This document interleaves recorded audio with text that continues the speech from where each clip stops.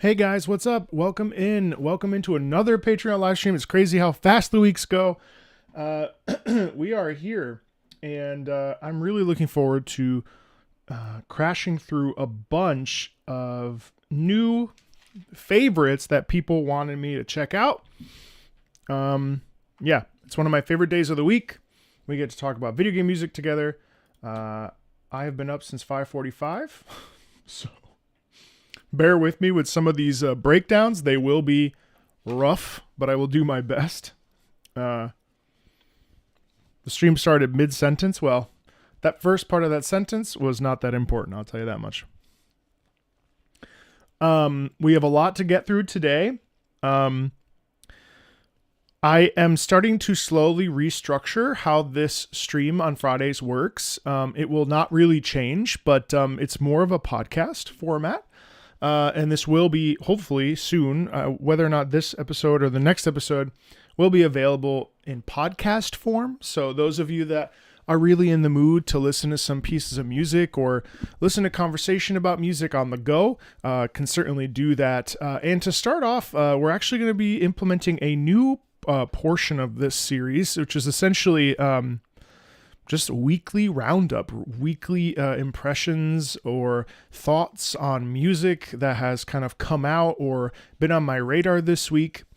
And I wanted to start off, this section will be pretty short, but I wanted to start off with really something interesting that has happened to me personally, which is discovering Kingdom Come Deliverance 2. Now, for those of you that don't know, I had streamed this a little bit on Tuesday just to start it and just to experience a little bit of the world. And what I've come to realize, which is actually fascinating, is Kingdom Come Deliverance 2 suffers this terrific issue, which is it is so realistic and so enjoyable for people to play and live in this world of, fictional Bohemia. It feels so real that for the first time in probably years, I actually turned the music off, believe it or not. And I'm sort of reflecting on it and why I did that.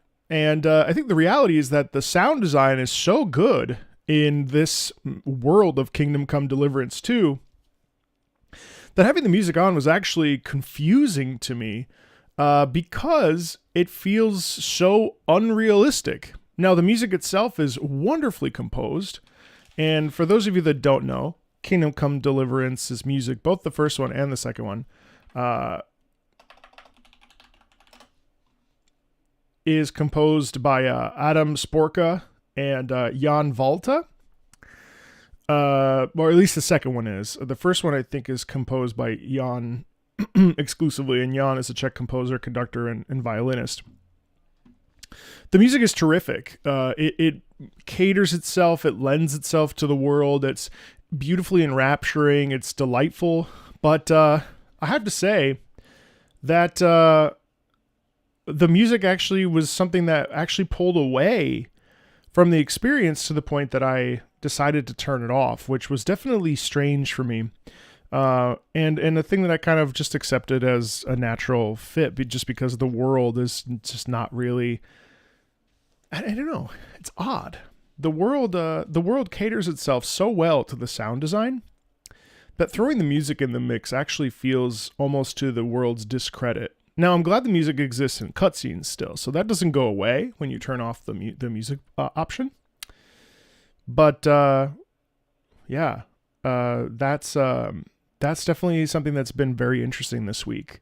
Of course, today, and last night and today, by the time you're listening to this or watching this, that will not mean literally today, but I had to pry my hands off of Monster Hunter Wilds beta number 2, sort of exploring the charge blade there, and a nice combination there between the charge blade and the light bow gun, sort of in honor of my first time playing through Monster Hunter World, about 115 hours. I did that pretty much, I did it exclusively with the light bow gun.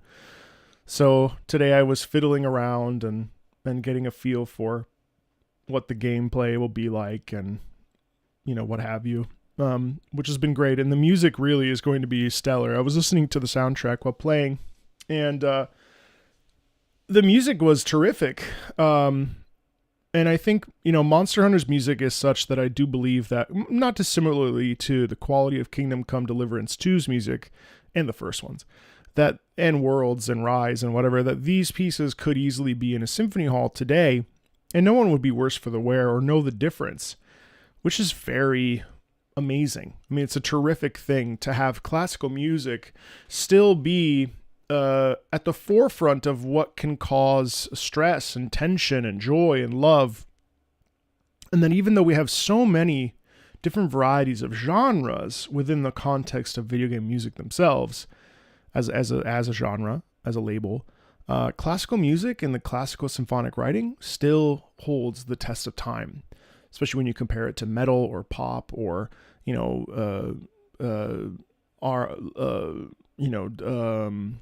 EDM or drum and bass and what have you. Like there's so many options when it comes to video game music, but it's always heartening to see how much classical music still just works.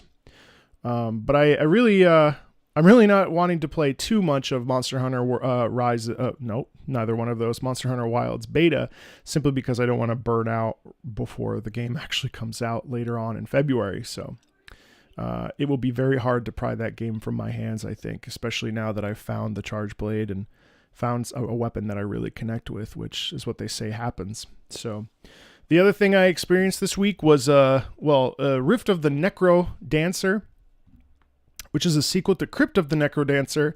Rift of the Necro Dancer is interesting because it kind of takes the rhythm game genre. Well, it's a rhythm game, first of all, in your traditional Guitar Hero style.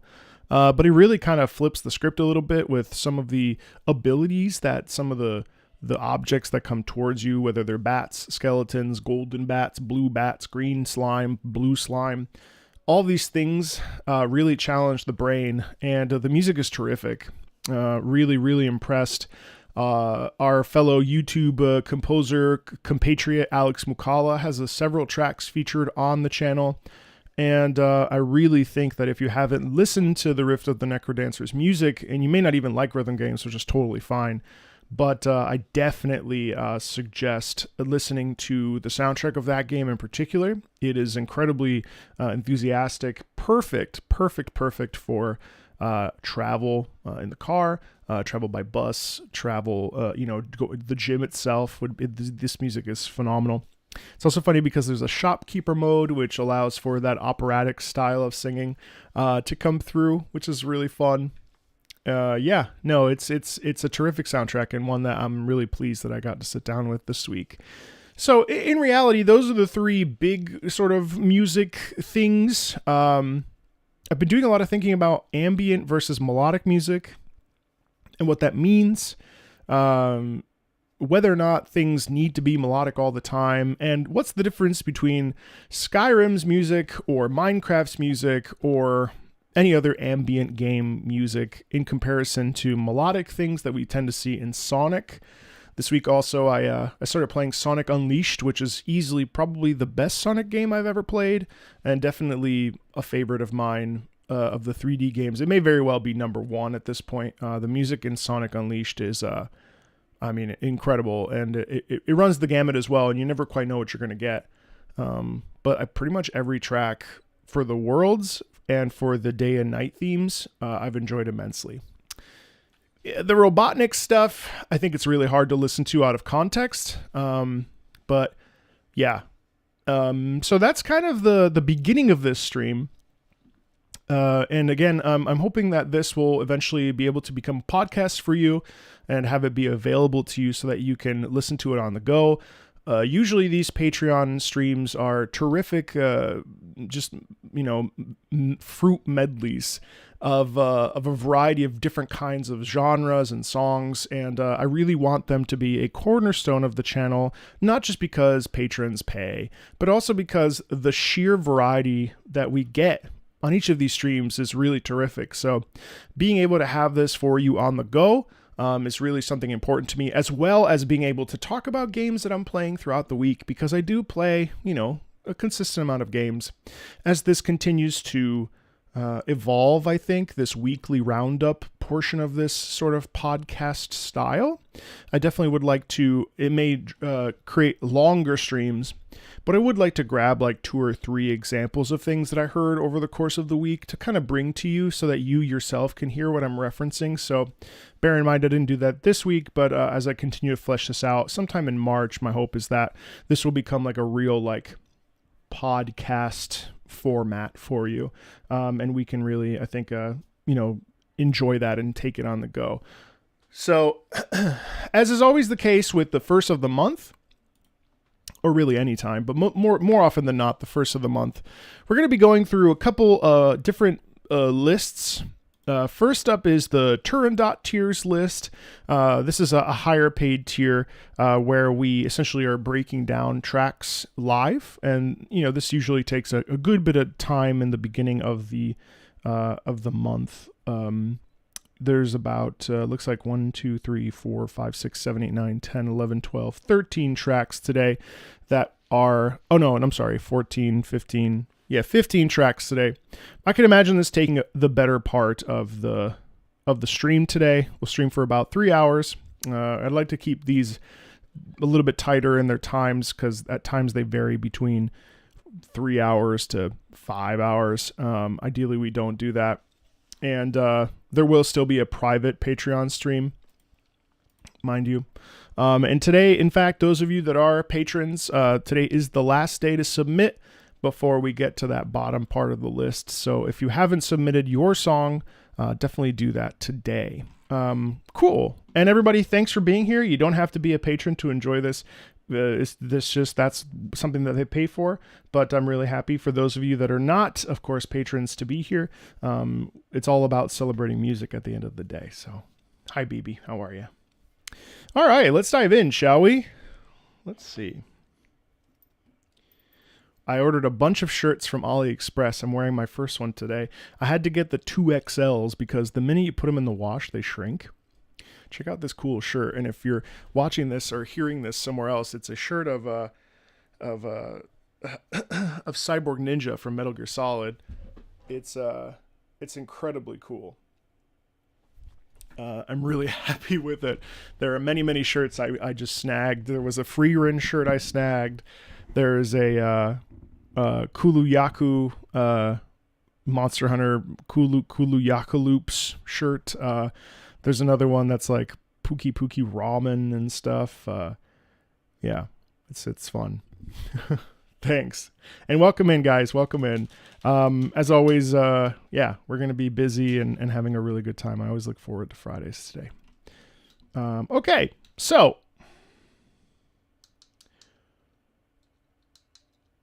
do I have any more plans for Reverse 1999 videos? If I do, they'll be in like a gotcha video.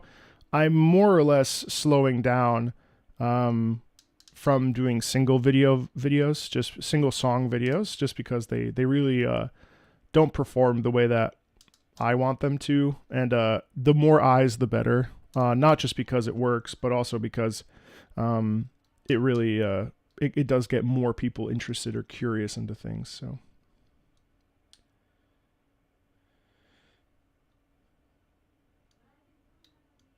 Hi, Marco. I finally got to tune into your stream. Was a fan of your reactions to Ace Combat music. Also saw you saying Dustin's upper register voice is great when he sang Monster for last year's Arknight's Ambrosia. Yeah, it was great. It is great. You avoid AliExpress because you always end up buying a retro console. Yeah, I bought an Ambernick SP RGXX SP the other day. So,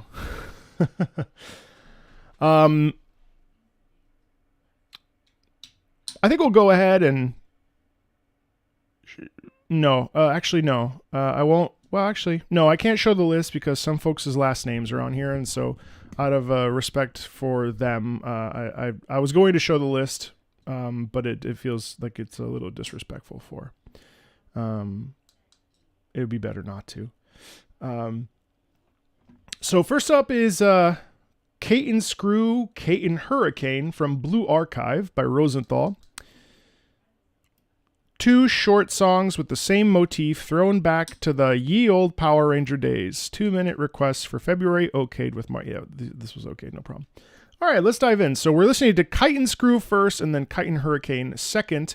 I'll probably try to stop about 3 times, maybe once. It just depends. I do hope to provide some sort of relatively interesting counterpoint and commentary if possible.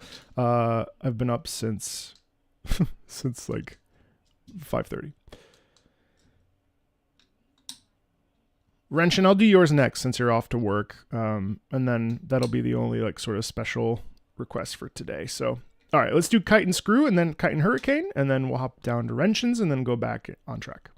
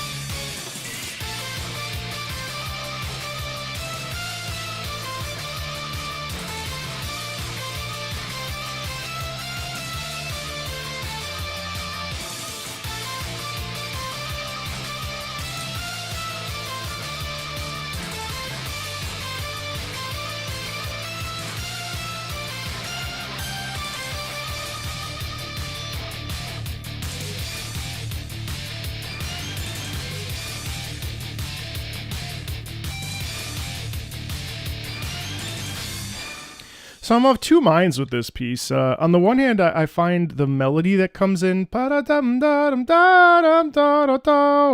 find the melody incredibly fun. I also find it delightful to listen to. It has a brightness about it that I find very welcoming and just that typical galvanization sound where it's like, all right, we're gonna do this. I'm so excited. Let's get to work. Like, oh man, I can take on anything. So that's the part I really like about this piece, and I think it does a great job sort of filling us with gumption, especially when we think about the orchestration, the instrumentation being that sort of synthy electric guitar sound. Now, that said, I find, when I said of 2 minds, I find the first half of each repeat incredibly jarring and incredibly unpleasant, which is, strange to me because I do really like the melody line, but getting there, it's very loud and it feels kind of like it's punching me in the face. It could just be that I'm a little tired. And so obviously pieces of music, they tend to waft in and out of our emotional being based on how we feel. But it's interesting. So let's just go back and listen to the first little section and I'll point out why I have a hard time with it. So part of it's that sound, that like 90s thing. And then that's just very loud. I mean, it's just directly in your face. Now, it does feel like a conflict. So I think it does a great job of actively letting us know what it's about, right? I don't think it's not like, we're not baking. It's funny because if you look at the picture is of, a young whatever holding a cake with several characters, and so it's not like we're baking a cake here. But so clearly it's a sort of fight music, but it really isn't until the like galvanizing part that I really feel like locked in with this piece and really enjoy it.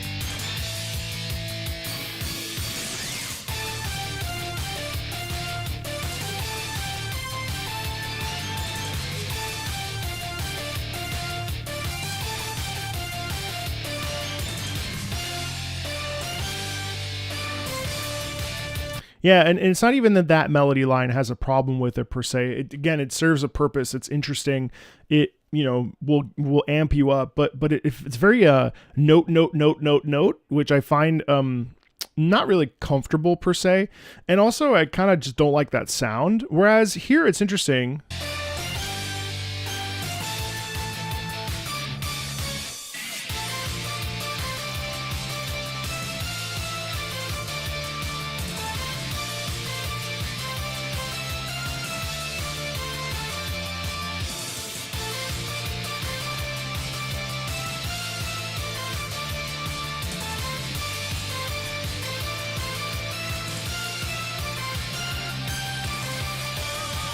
See, it's funny because I actually love that.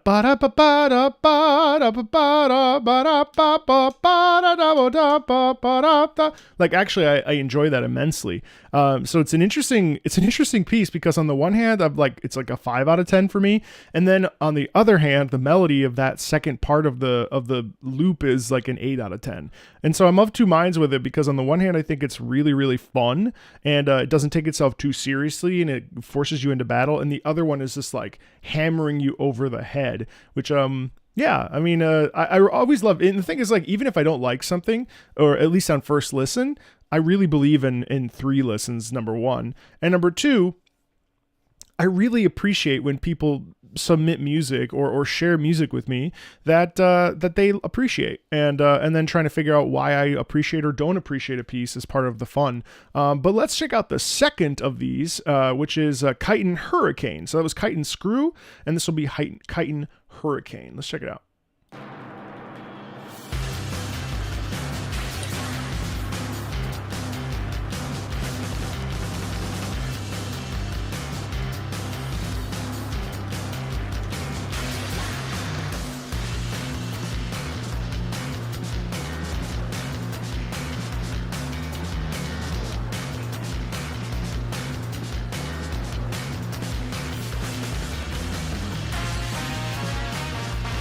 Okay, similar style. Da da ya da da da da da ya da da da da.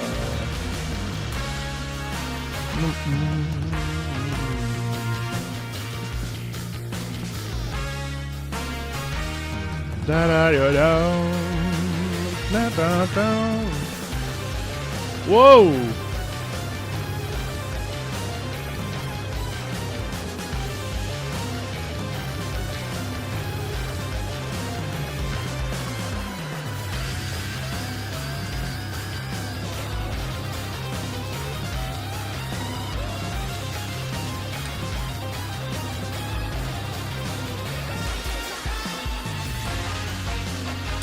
There it is.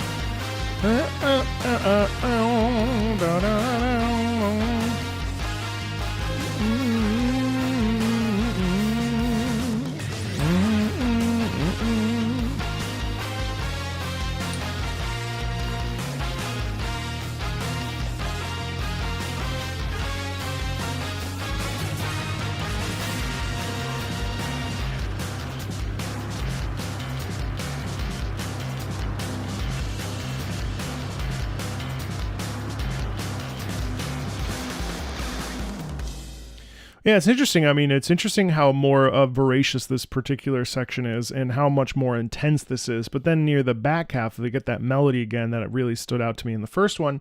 And that melody is like doubled and tripled and quadrupled by a bunch of different brass. And it appears as though this particular boss that we had previously fought had now joined us. So I don't necessarily feel it has a heroic quality, but it certainly has a quality of like do or die. Like there's no way that we are going to get out of this, without taking down some of the enemy. And there is a sense of like an Avengers sort of cohesion. And I know that that the reference here was Power Ranger days, which I can absolutely hear that sort of metally go Power Rangers,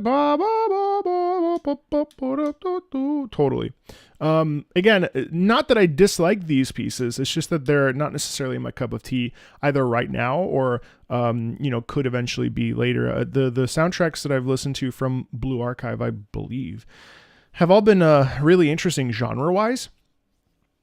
And so I mean, I'm really grateful to have heard these. I think it's cool that like we, when I mentioned that something is very like oppressive and really in our face and kind of nonstop, it's actually a great thing because it fits the context appropriately, and on top of that, it enhances the sense of drama and stress, and that of course is apparent, and that is the responsibility of a composer when it comes to battle or fight music, to ensure that we feel those feelings of stress and frustration and nervousness and what have you. So I think that that's actually a success. So the piece itself it is quite well composed and quite good. I don't think it's like a piece of trash or anything like that. It's just my own personal reflections on how it feels to listen to it, having slept 5 hours. But thank you for that. I really appreciate that. Also, hello, welcome in. Anybody that's joining in, welcome. We're listening through Patreon suggestions today. We got about 14 or 15, maybe 20 today.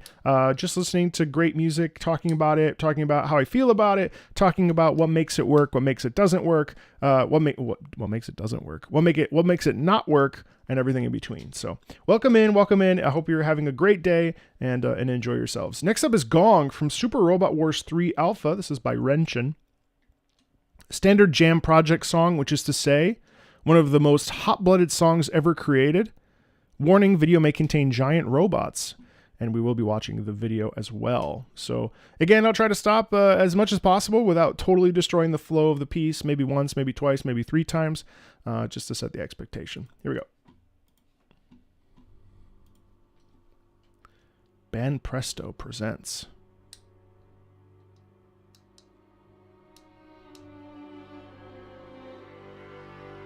Oh, gorgeous violin there as we see what looks like a nuclear bomb go off.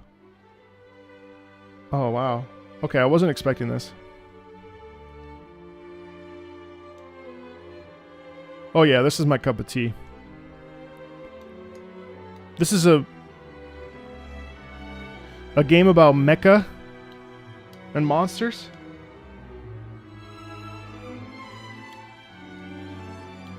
That's beautiful. Oh, the movement down here is so classical.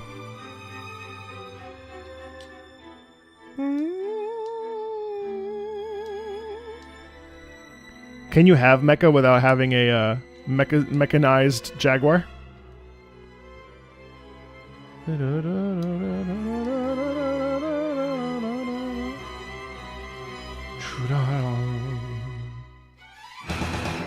Oh shit.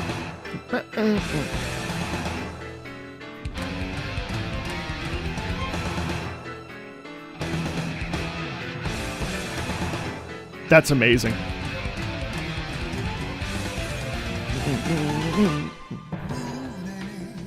Oh, not an anime opening.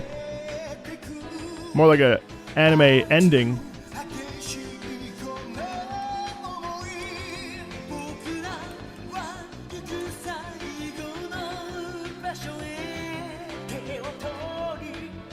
The power of friendship on the battlefield?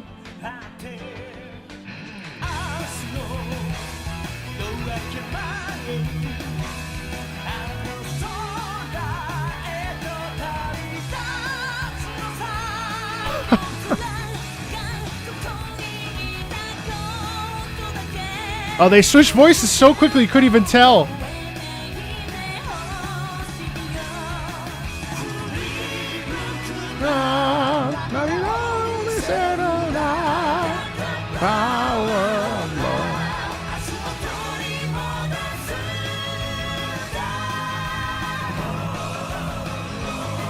Oh, The torrential downpour of danger.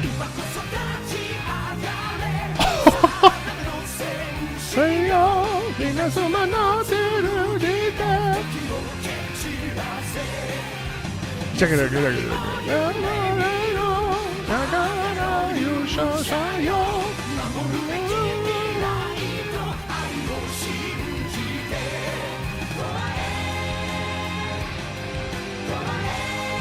I love that. Forever.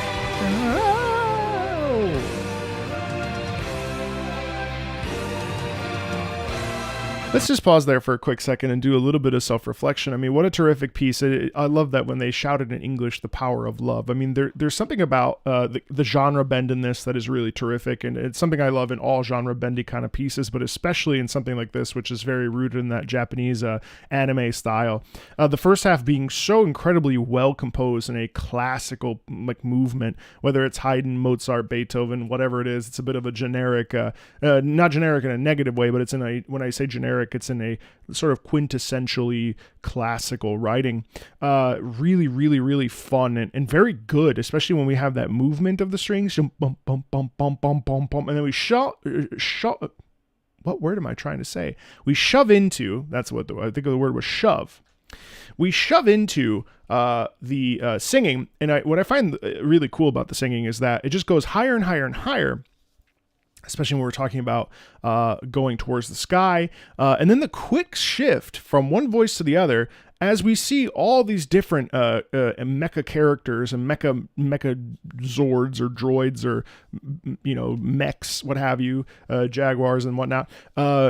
All those voices kind of take turns, but they do so in a way that's so nondescript where you can't hear one from the other because of how it's written. It's really cool because they essentially blend into one, and then they join together and join forces, which is exactly what's going on based on the screen stuff that I'm seeing. And then on top of that, you do get some really fun chorus when they're actually dealing with that clash against the villains in this particular video. And it's fun to have a little bit of classical in there while doing the typical like J-rock, I guess is the genre. I don't know if that's an official title for it, but that sort of, almost Rush-like Journey 1980s upper register, non-falsetto, full-throated singing that we get a lot in a variety of different styles, but certainly in this particular style. It really, really is, I don't know, it's so delightful. I mean, it's like ever so slightly camp, but not in a negative way.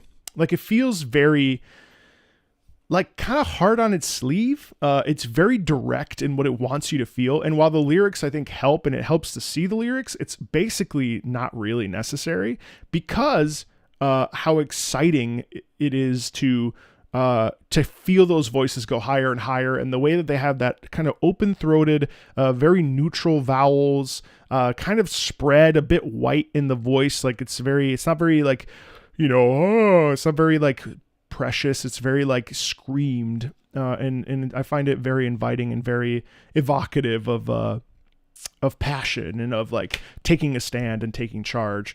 And if you really think about it, video game music, there are only so many adjectives we can use to describe emotions and feelings when listening to music. There's only, most songs are either there to help you, harm you, make you feel powerful, make you feel confident, we can use a bunch of different words to describe it.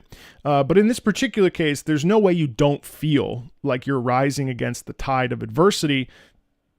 And those are just fancy, funny words to say you're just, taking a stand and full of confidence. It's cool. And here's the danger.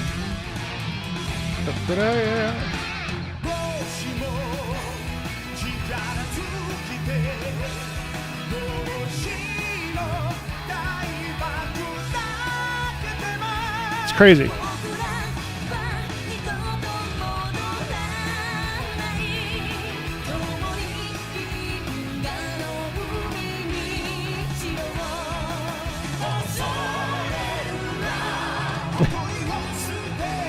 Wait, I'm sorry. What do they say? So this chorus really just makes me laugh because then we get a little bit of opera in there. Opera being a little bit of a heavier lift vocally, so there's a little bit more emphasis on it. But what do they say? They say, Do not be afraid. Yeah. It's cool. Don't throw away your pride. And then I've got the power of love. So we got some the marcato markings there. I've got the power of love. Right. It's very, very pressed. Strong emphasis on each beat. I've got the power of love. Great sort of, we draw a sharp focus on that musically. We kind of lift around it so that rhythm and that pitch really sends home the idea that that's a very, maybe the key part of the song, and that's sort of the emphasis, the vocal priority of the piece.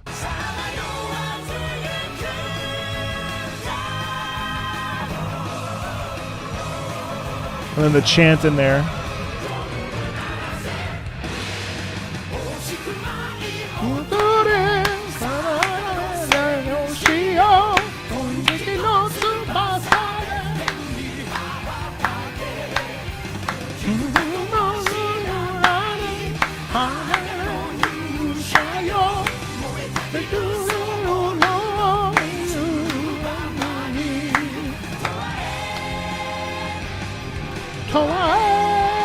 Stretching out that forever concept.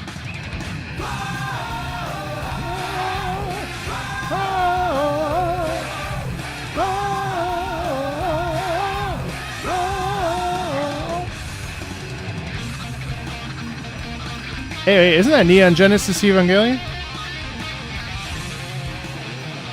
What? Yeah, it is.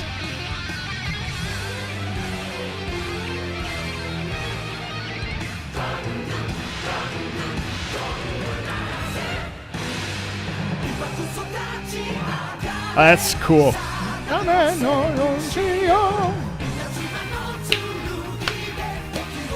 It's kind of pulled back here, a little bit of danger.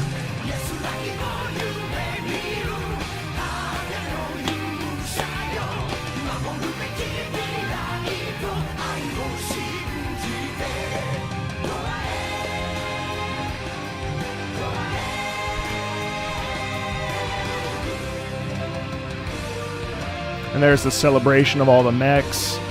This humming sound. Wow, what an absurd piece of music. Very, very fun. Very, very, very, very fun to listen to. And quite delightful personally. I really enjoyed that. And it's also very catchy. What a crazy, silly, just campy, perfect piece. Really, really fun. I really enjoyed that immensely. Terrific. Thank you so much for that, Renshin. Also, welcome in anybody that's joined in. I hope you're having a good time. I certainly am. We are cruising through this list. Next up is Jamestown from the Lost Temple of Krotoa Suite. Another shmup. Shmup stands for beat 'em up? No. Shmup stands for shmup. Not smut, but shmup. Shmup is shoot 'em up, excuse me. Shoot 'em up, shoot 'em up. Another shmup, an alternate history set in 1669. What? Where the British and Spanish have colonized Mars.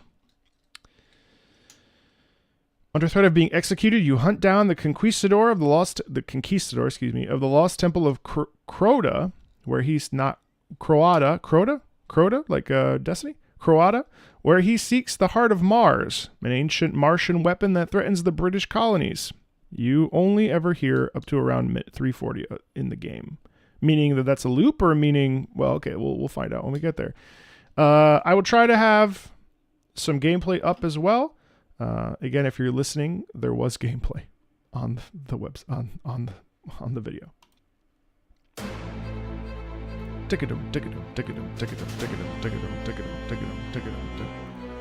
Nice horn there. Jamestown.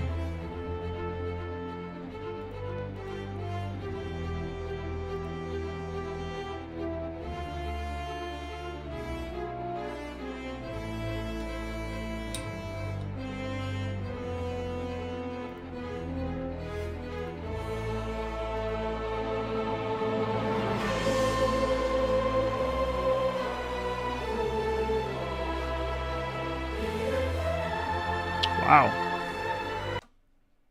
Oh, I'm sorry.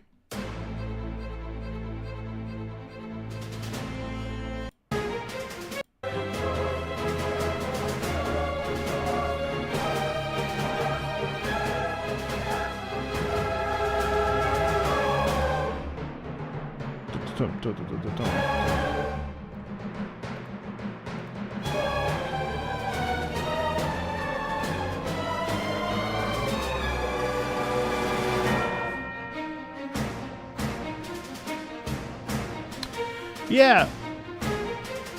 Yeah, so looking at some of the gameplay, it's interesting here because as you're floating above the sky here, we do get obviously there's definitely the sci-fi. It's almost like alternate history, which is kind of strange to see in a shmup game. But I enjoy seeing the what looks like the redcoats of the British. The redcoats of the British running away from the conflict as we hover above them. I think that gives way to an interesting discussion around how this particular piece is fairly classically based. Some nice chorus in here as well, and it's really tickling the part of my brain that enjoys alternate history very much. I just finished a book today called Between Two Fires, which is an alternate history of the bubonic plague, angels and demons, and all the terror that comes with that. It's a horrifying book. I can't recommend it enough. But so alternate history kind of is in my brain lately because of that particular game or particular book. But I appreciate how desperate this sounds, and how we have to do what we have to do in order to get to this temple and protect this and that or the other. There's a real sense of desperation in that, especially with the sharp rhythms of the strings and also the dire quality of that within the first couple minutes there with the chorus. Yeah. And I'll stop here really quickly as well and just say that the reason why it also has this sort of desperation is, of course, that the re-emphasis of each beginning bar with the percussion in there really hitting that snare and really making us feel like this is serious, and that kind of really comes through. And that's one little tiny way of how this piece is quite complicated, actually. Classic bells. The lower brass emphasis there.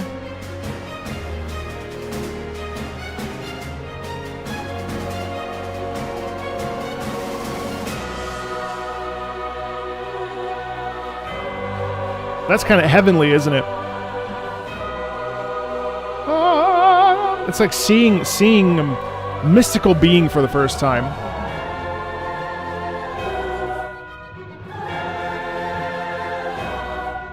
Wow.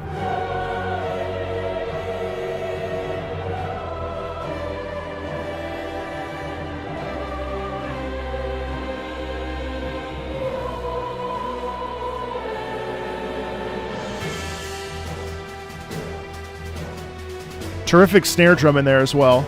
But also, wow, this is a cool piece. That's a really cool thing. Again, when we have the string section there,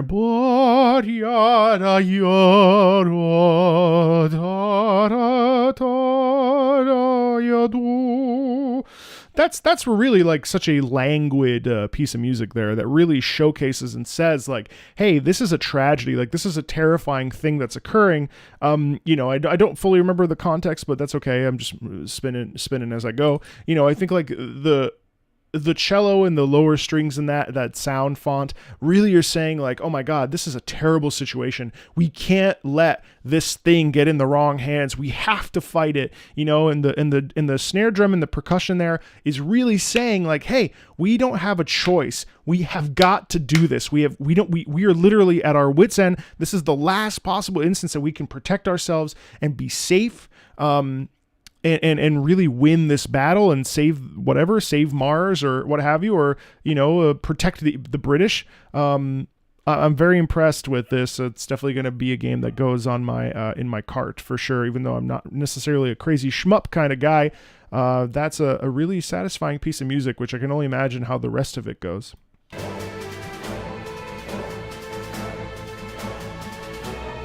And I'll stop one more time later on.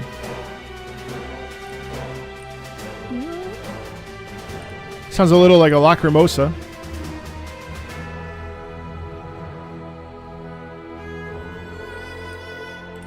A little bit of angelic quality in that. Some doubling, some... Cha-da!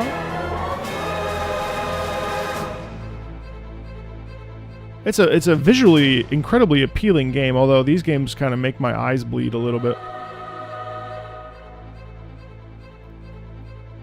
I'm really impressed by the choir. And then this constant repetitive motion there. Tick-a-dum, tick-a-dum, tick-a-dum, tick-a-dum, tick-a-dum, tick-a-dum, tick-a-dum, tick-a-dum, tick-a-dum, tick-a-dum.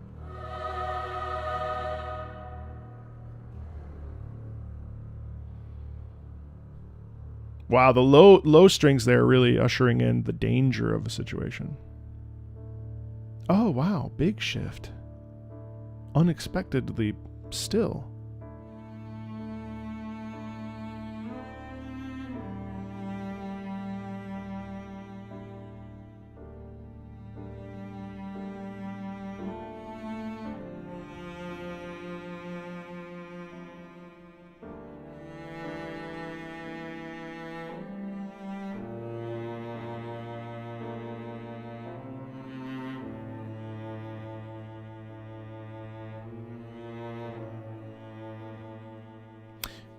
It's interesting, you know, this music, halfway through this piece, this music really leaves us with the feeling of loss, and that the fact that this is, you know, totally not a victory, at least not in this particular section. This is brokenness, especially with the way that we have the simple piano chords right in the middle C area, right in the middle register. The lower cello below those chords really symbolizing the sort of fallen from grace, or at least like fallen on hands and knees in desperation or in prayer or loss is quite apparent. That might change as we continue on in this piece. But the thing of note here is how tragic this ends up sounding and how isolated we feel. It's a long piece, so I'll stop one more time after this.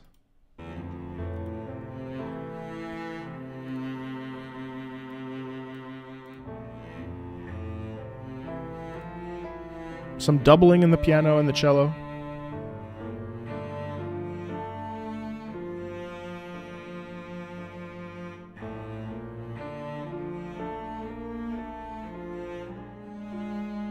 Oh.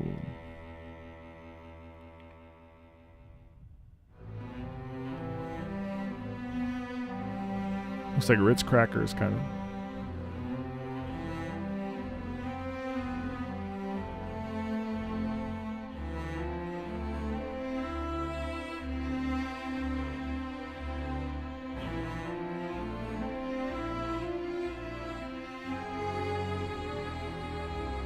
Happy Friday.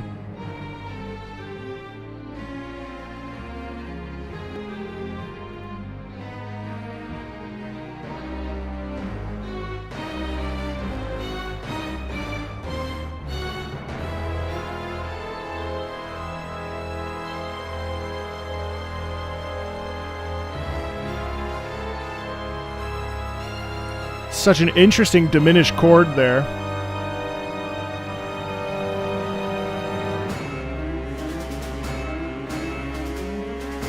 Yes, you can.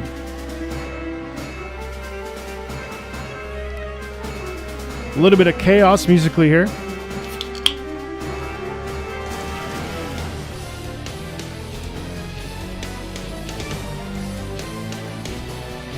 Metal section.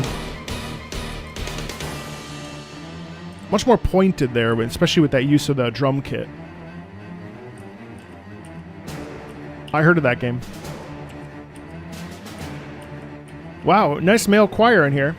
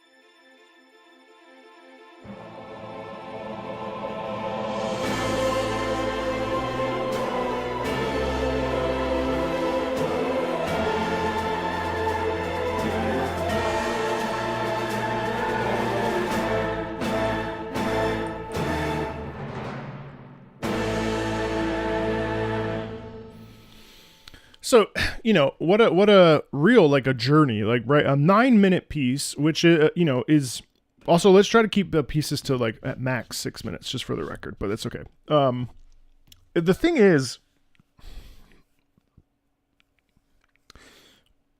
when did Jamestown come out? 2011. Who's heard of it? It has 642 reviews on Steam. Musically, this is incredibly complex, incredibly interesting. We do a disservice to a lot of games by having them sort of fly under the radar, because there's maybe an overabundance of games these days. But the one thing I would say is, these games should be celebrated.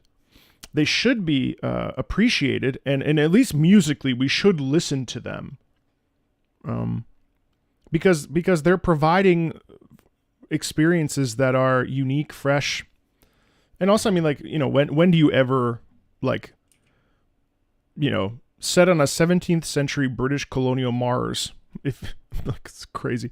All that to say, I know that obviously shmups are not necessarily the most popular genre on the planet, but there's something to be said about appreciating and honoring and, I don't know, lovingly cherishing well-composed and well-made games and movies too, but games and their soundtracks.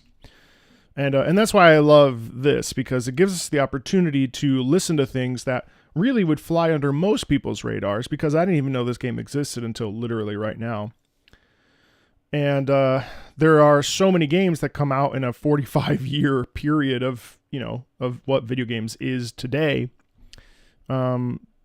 So that's why I really am grateful when I hear something that I've never heard before that feels very legitimate. It's very well done. It's like there was a whole emotional arc in that piece.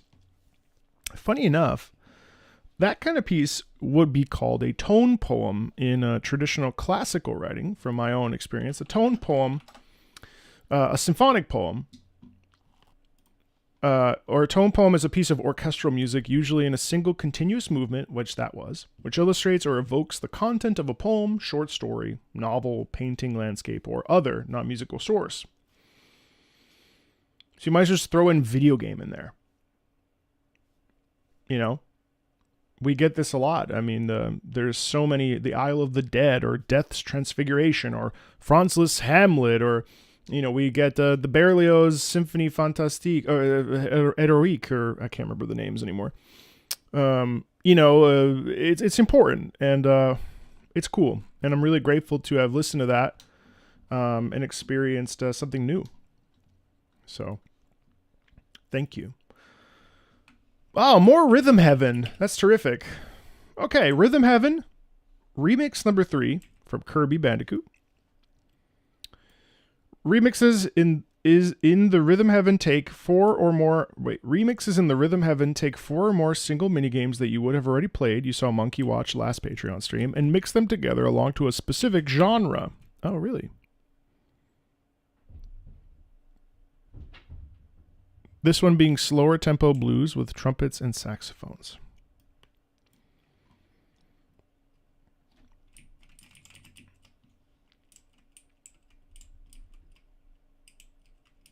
Oh yeah, I should update that. Thank you. I have not been able to keep up. All right, that's on the facts. Thank you. I'll fix that. Marco, you're looking fantastic. How do you manage to do it? Today I showered.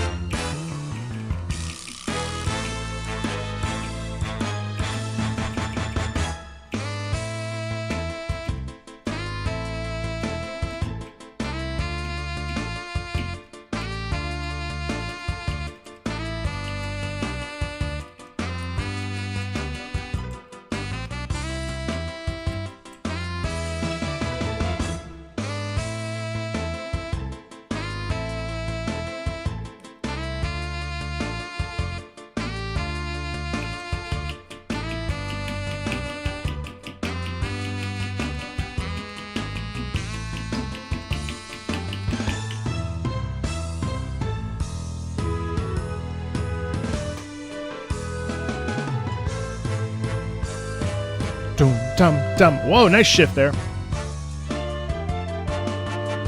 Ba, ba, ba, ba, pure.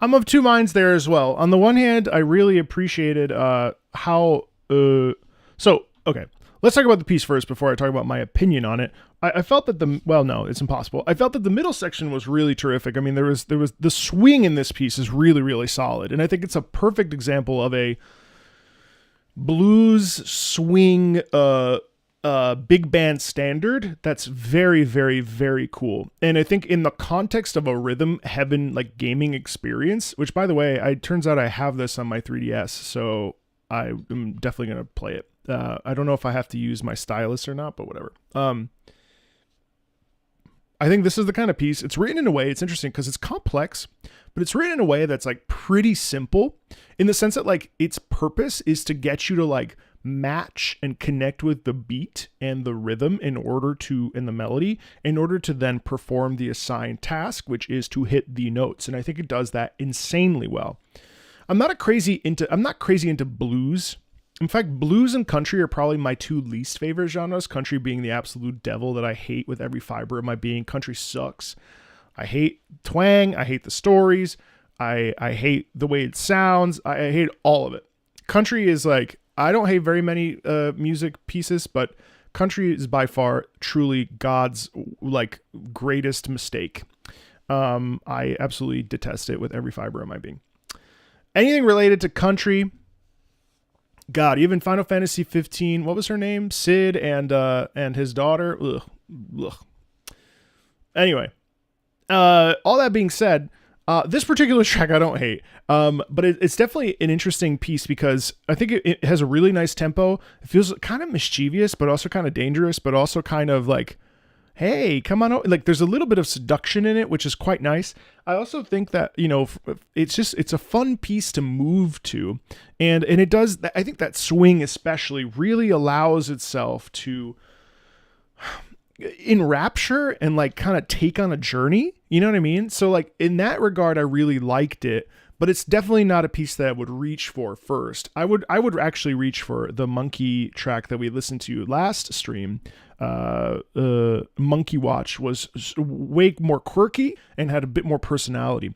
But again, I do like the dom chiado da da da dom chiado, like that kind of lilting sound. I think really lends itself to like, I don't know, a feeling of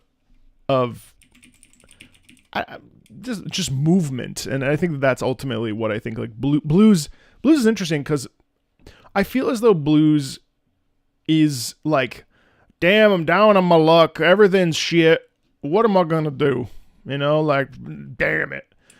All right, but in this particular case, it's like, you know what? I'm gonna get myself up and I'm gonna go take care of stuff. You know what I mean? Like there is a certain forward momentum in it and propulsion in that tempo, and the tempo marking that I think is fun. And I'm just rambling, but yeah, I didn't love that piece, but I certainly didn't hate it. Like I hate country, and I appreciate listening to it. And now I really want to play Rhythm Heaven. So thank you for that.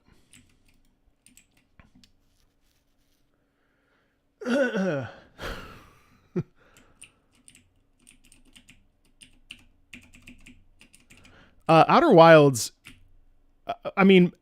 Outer Wilds is a funny one because I think banjo, yeah, okay, fine. There's like a country aspect to banjo, but it's the way it's written.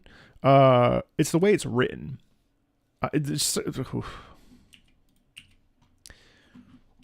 Okay. The high wilderness from sunless skies. This feels familiar, but I don't know what this is. From I. When you're low on supplies and need a rest, you head to the new Hello, I know I wear my glasses.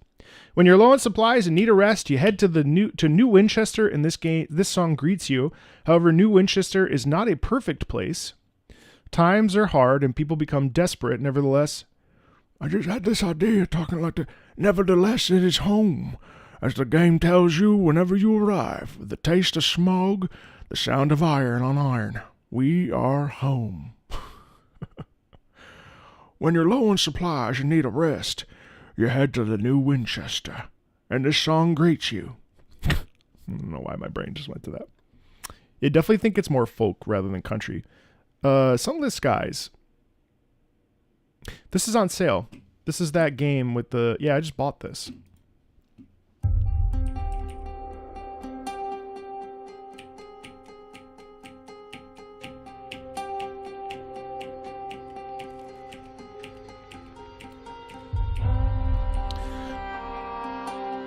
It's $8 right now, by the way. It's sitting in my cart.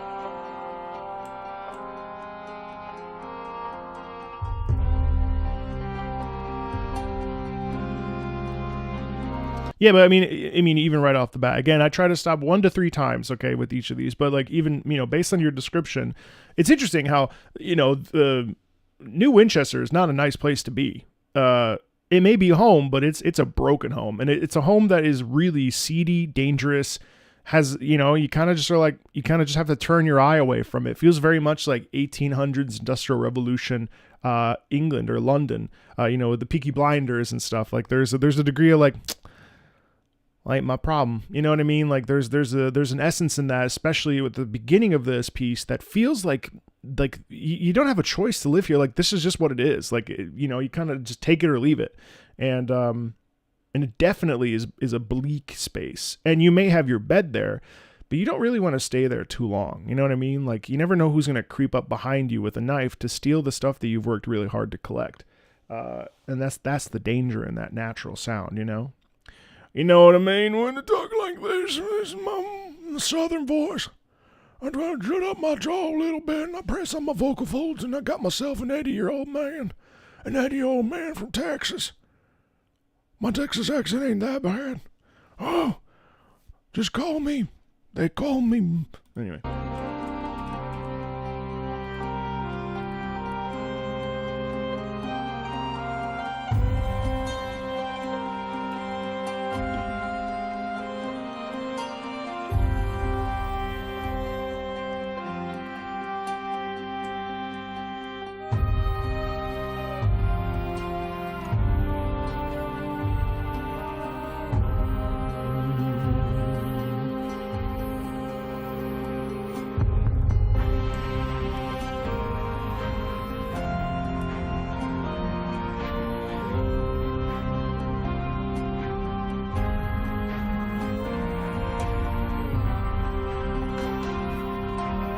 Bit of a build up here.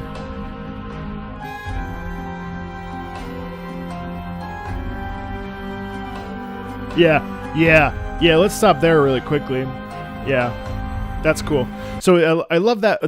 I've heard that before in other melodies, but I think that's a really satisfying thing to listen to.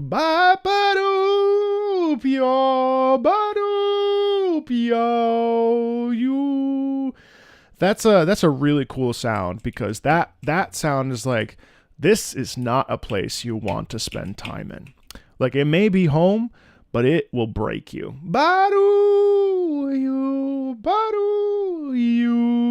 you gonna do?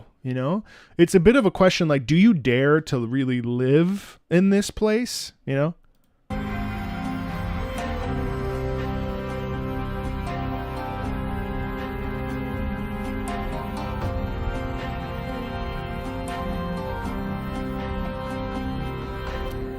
A little bit of organ. There's a lawlessness in it.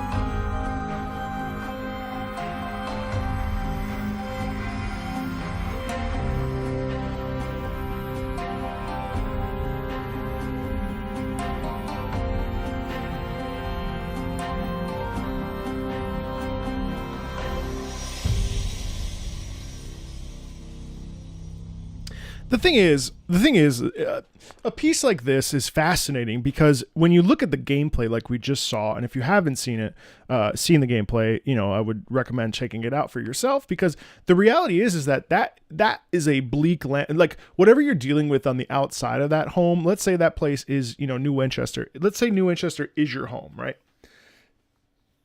It may be a messed up, crappy place, but it's way better than what's out there. And so you kind of like have to like cut your losses. And that's really the sound that that I'm left with that. It's like, I mean, what other alternative do we have? You know what I mean? Like, yeah, this place is shit, but have you seen what's outside? You know what I mean? Like, it's like, this is a safe space.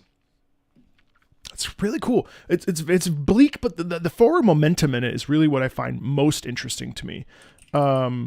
Yeah, it's great. Really, really cool. Really cool request. Really cool request. All right, Andrew, Persona 5 Royal, colors flying high. I don't love the Persona series.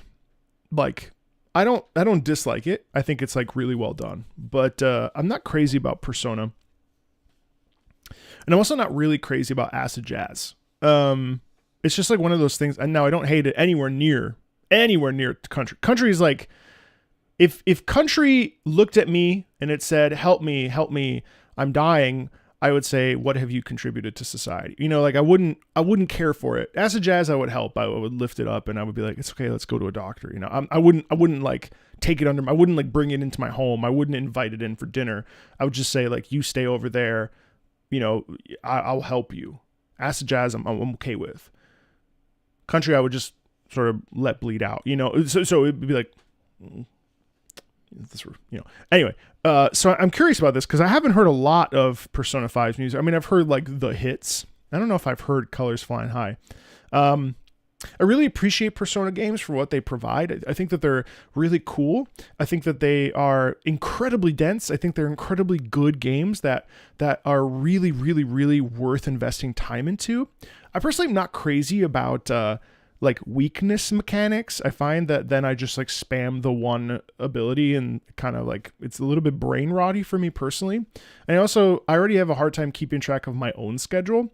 Like when I forget my dentist appointment during the middle of the week or go to my piano lesson an hour late, thinking that it's actually at 3, but it's actually at 2. So I'm already good there. And fun fact, I had a therapist take a look at me. I do not have ADHD, so suck it. Just kidding. But I'm gonna get a further testing. But I don't have it based on her examination. So this music. Why would you talk like that to your patrons? Well, that's what they pay for. This music piece plays during the intro cutscene of the game as well as the. Then I have heard this. Okay, it's the first minute 40 seconds. Is from the intro. This music piece contains the lyrics as well. Here's the context of the music track. Feel free to show the lyrics and context to the stream. Cool.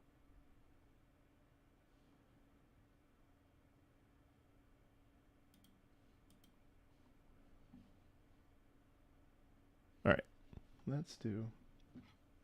No, for real though, she did an assessment and she was like, yeah, no, it doesn't seem like you have ADHD to me. She's like, there are multiple ways to do it. I answered a bunch of questions, not like crazy amount of questions, but a bunch of questions. And yeah, to be fair, I did play 100 hours of Persona 5. I just A, don't remember any of it. And B, once I realized that there were 25 more hours, I just stopped. I was like, I can't do this. Like it's too long. It's too long.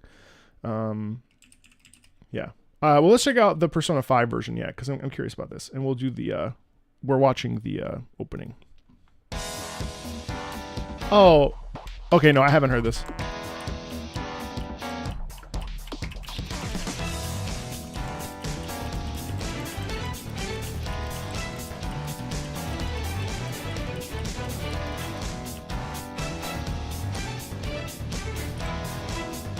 Yeah. Yeah, so I mean, like before we move into, I think, singing, or at least a different. Let's talk about the intro. I mean, I think the intro, first of all, I mean, like, it's a visually incredibly beautiful piece, isn't it? It's like stunning to look at.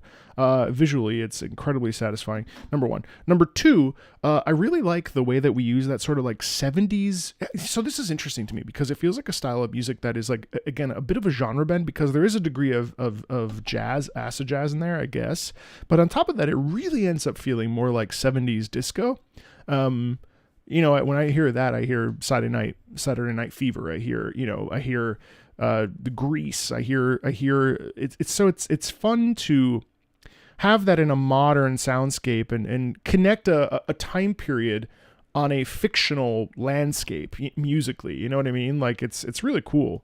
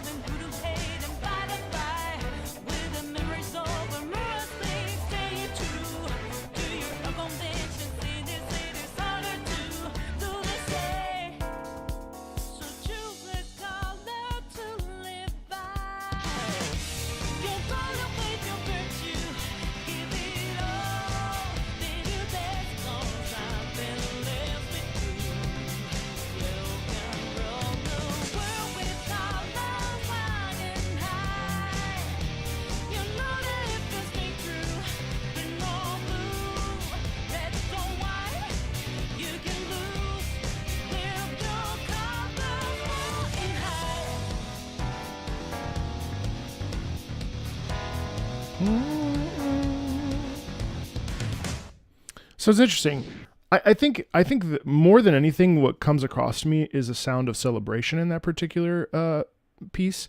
I mean, also visually, like, it's just a celebration of its characters and stuff. I don't necessarily think that it's, I mean, the melody in this sort of most replayed section here is quite nice, but it doesn't feel like it doesn't reach certain highs because I don't think it wants to, right? The specific purpose of this is to actually be pretty grounded, and that's the sound that kind of really comes across to me. It's not like, what's it? You're coming, got my money, I don't remember what that track's called, but that track to me feels like it's much more with an emphasis of getting you to do something, right? You're coming, got my money, that's for right. So, like, this piece is much more like, hey, we've been here before. It's time to get back into this and, like, really connect with these characters in a deeper way. And, like, it's amazing, it's amazing what they were able to accomplish, and now they can accomplish even more because you're here to help us, and there's really, like, and then they're, like, smashing things, and maybe they don't even need help because they're so confident on their own and they're united as one team. And it's interesting because it doesn't feel like you're, like, essential as a player, but this is really about the characters and how they connect to each other, and you're just an observer of it. And I find that interesting because the voice doesn't necessarily deviate or go higher. It's, like, pretty, like, within a certain pocket, and I wonder to myself if that's intentional because it doesn't want to be anything too wild. It just wants to celebrate and be a part of something. You know what I mean? I don't know if that makes sense, but hopefully it makes sense. Do I make sense, chat? Do I make sense? You that's watching this after chat? There's a quality in that that's pretty stable, which I think is cool. It could also represent their stability as a group of friends, and what are they called? They're called the thieving pirates. No, what the hell are they called? The thieves, the something. They're called the something. The Phantom Thieves, the thieving pirates. Exactly what I said. So I think, like, they don't need anything. They take care of themselves. They take care of each other. All their all of their eccentricities, all of their own little quirks, they just work and they vibe together. And I think that is really what this piece seems like to me. It's really fun to listen to it. Yeah, it's cool. Again, forgive my previous diatribe. I'm certainly not saying this is bad music. In fact, this is phenomenally good, well composed, well thought out music. And the people I think that really love this music really love it. Like, I think of a guy like Alex McCullough would be the perfect person to remix a piece like this because he likes that style of music. He likes jazz. Jazz really, to me, like, doesn't really, this style of jazz anyway, doesn't really like send it home for me. But I'm much more of a classical, vocal, electric guitar, melodic, front and center kind of guy. And the more time that goes on, the more I recognize that that's a fact, especially having immersed myself a lot more in the last couple months with Sonic. Sonic's music is very, very much heavy-handed on the melody. And that, I think that's why it appeals to me. But I'm very particular about the genres I really fall in love with. And the genres that I don't, and the sort of ebb and flow of things. It's cool. Cool. All right, next up. We're cruising through this. Hyrule Warriors: Age of Calamity. Oh, interesting. I hear no one talk about this game. Credits theme from this game. And welcome in those of you that are coming in to listen and hang out. This, of course, will be available if you have to go at some point. This will be available later. Have I ever been creeped out by music? Of course. Plays during the credits of the game. This music track is with the context, so sit back, relax, and watch the magic unfold in Hyrule. This video features both the credits of the game, main credits, and secret credits. The small robot in the credits halfway through is called Terrako, by the way. Cool. Let's sit back. I'll try not to stop.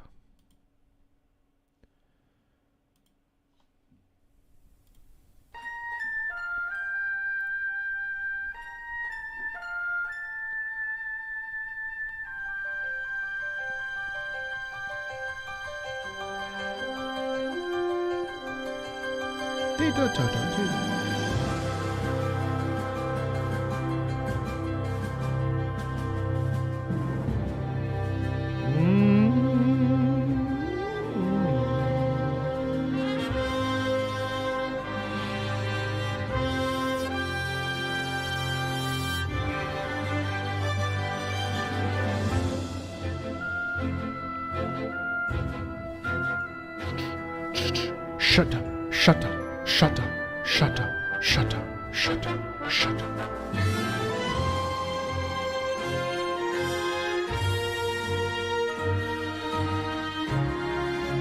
I love Rivali.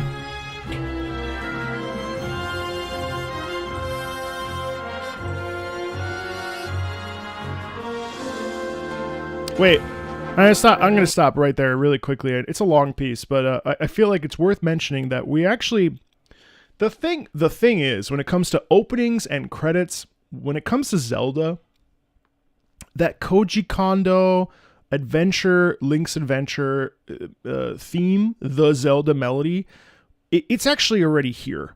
And I am assuming that later on in this piece, it will make its appearance. Maybe. I kind of hope it does. The thing is that we're basically swapping notes. So we're creating oh God, what are they called? We're creating the parallels, and we're creating the space. So we're actually removing certain notes from the chord, but we're already sort of like fiddling with the Zelda theme, Link's theme, or Link's, the typical theme that we hear when we think of Zelda, the main motif. That's kind of in here. It's just that the notes are not always put together, but like if you listen to it, you can absolutely hear that they're sort of hinting at it.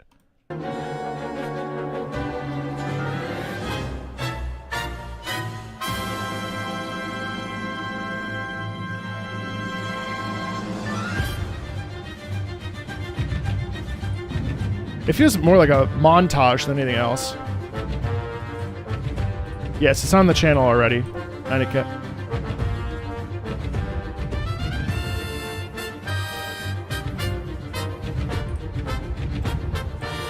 Love this percussion underneath the timpani. And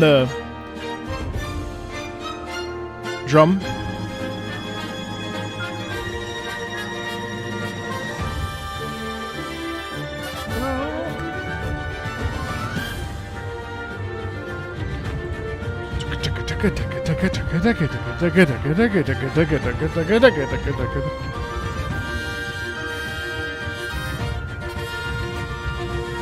Oh, this is cool. Sorry, just to stop really quickly. So the Halp Network, I'm really good friends with the person in charge of the Halp Network. Chris Vallea directs Genshin Impact. Really, just like a wonderful, sweet man. And Jeremy is actually one of my coaches. I love Jeremy. These are really, really, really, really good people right here. I remember that's right that they worked on this. Yeah, Jeremy is a terrific person. Chris is a great director, and the Halp Network does a lot of really cool.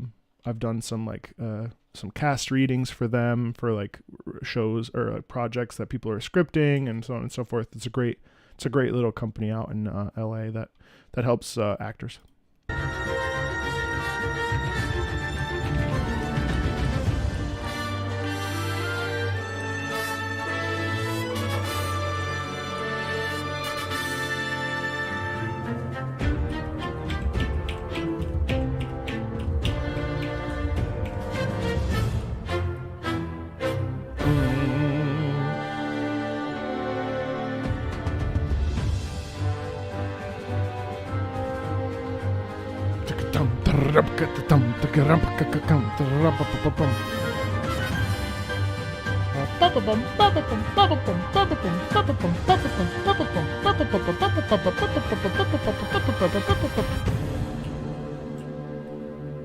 Oh, give me the Zelda theme.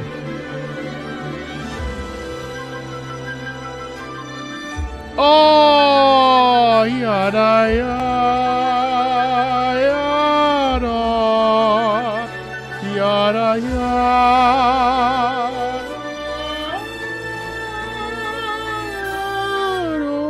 Oh, a little sneak around there. That's a nice version of Zelda's Lullaby. Wow.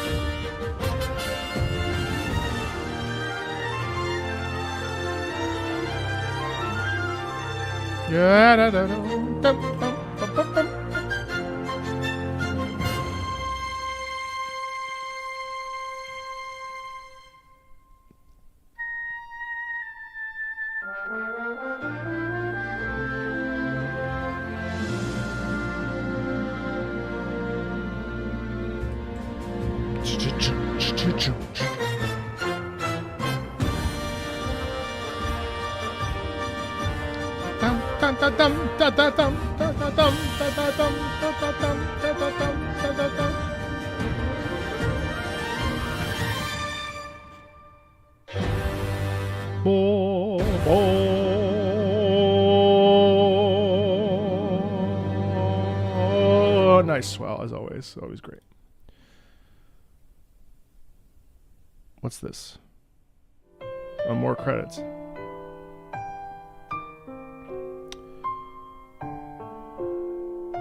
Man, Zelda's Lullaby on piano is one of the most divine pieces of music.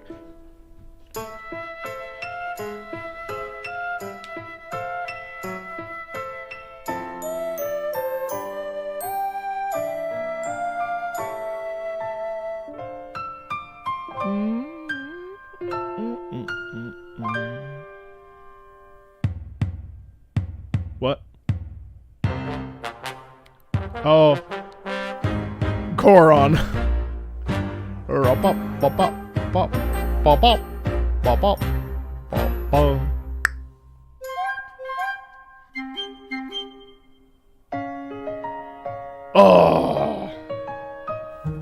Da, da, da, da, da, da, da,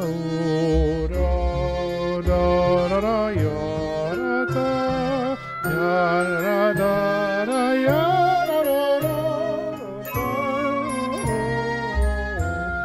I think that's my favorite Zelda melody. This is cute. Desert theme.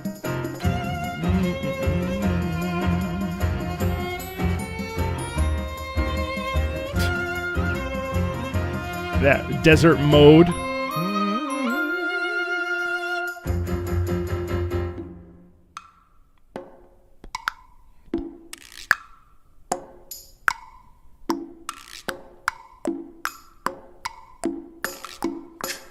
I love this instrumentation. That's cool.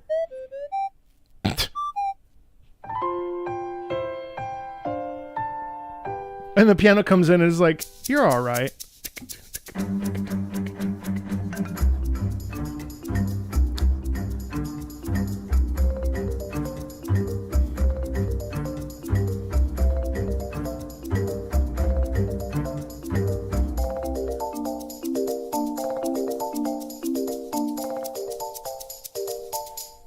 Is that like a samba kind of?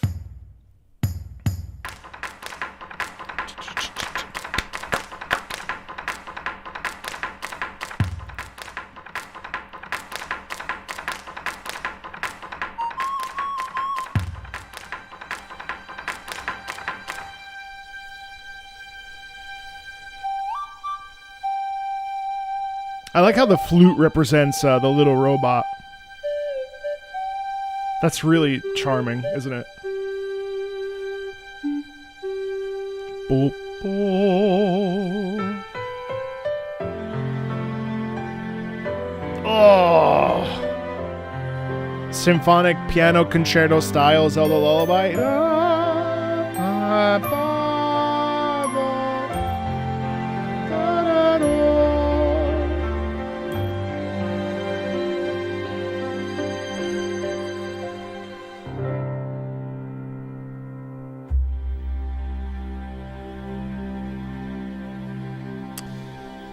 What a great little montage. Thanks for sending it over. I mean, it's just so delightful, isn't it? And it's just so many of those themes are so warm and inviting. And of course, the adventurer spirit, which I think is such a predominant part of Zelda and Link and that whole concept. I'm really excited to dive into the Zelda music sphere here soon as I sort of go through all the different major franchises that exist. Zelda is definitely up there, and I'm looking forward to sort of getting an education on Zelda's music, but also Zelda gameplay. I did play through Breath of the Wild pretty significantly, though I never actually finished it because I don't know. I did enjoy the Link's Awakening remake very much, and I was really happy to have like done that for myself because it feels, it's interesting. Like Zelda is such an important cornerstone of like gaming and the gaming lexicon and the gaming history, and like. Yeah, I have issues with Breath of the Wild, and I definitely have issues with Twilight Princess. That was not remotely interesting to me. But there's so many good... I mean, I remember playing Oracle of Seasons on the beach, of all places. I remember I had my Game Boy Color. It must have been like, 11? 12? I don't remember any of the music of it, because I didn't care at the time. But yeah, I mean, Zelda has so much personality, and there's so much hopefulness in the messaging of Zelda. Yeah. Hey, maybe we'll get an Ocarina of Time playthrough, and that will be fun. Really cool. Okami is the best Zelda game. I mean, do many people disagree? Because I certainly don't. Let's check out Limbus Company. More Limbus Company from the small Limbus contingent that is very passionate. Let's see. Let's check out The Endless Sorrow from Limbus Company. One of my favorite melancholic pieces from the game. I can only sum up the feelings I get from this as heartbroken.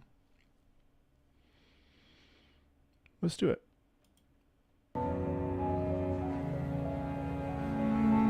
Well, you have the recipe for heartbroken with the piano and the strong lower strings.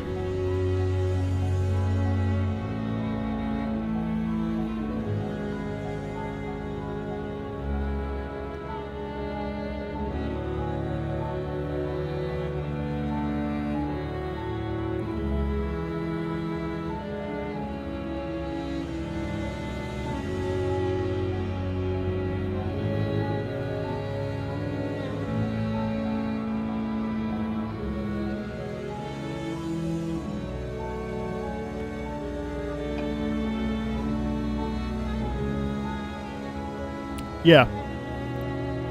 Well, I'll stop in a little bit.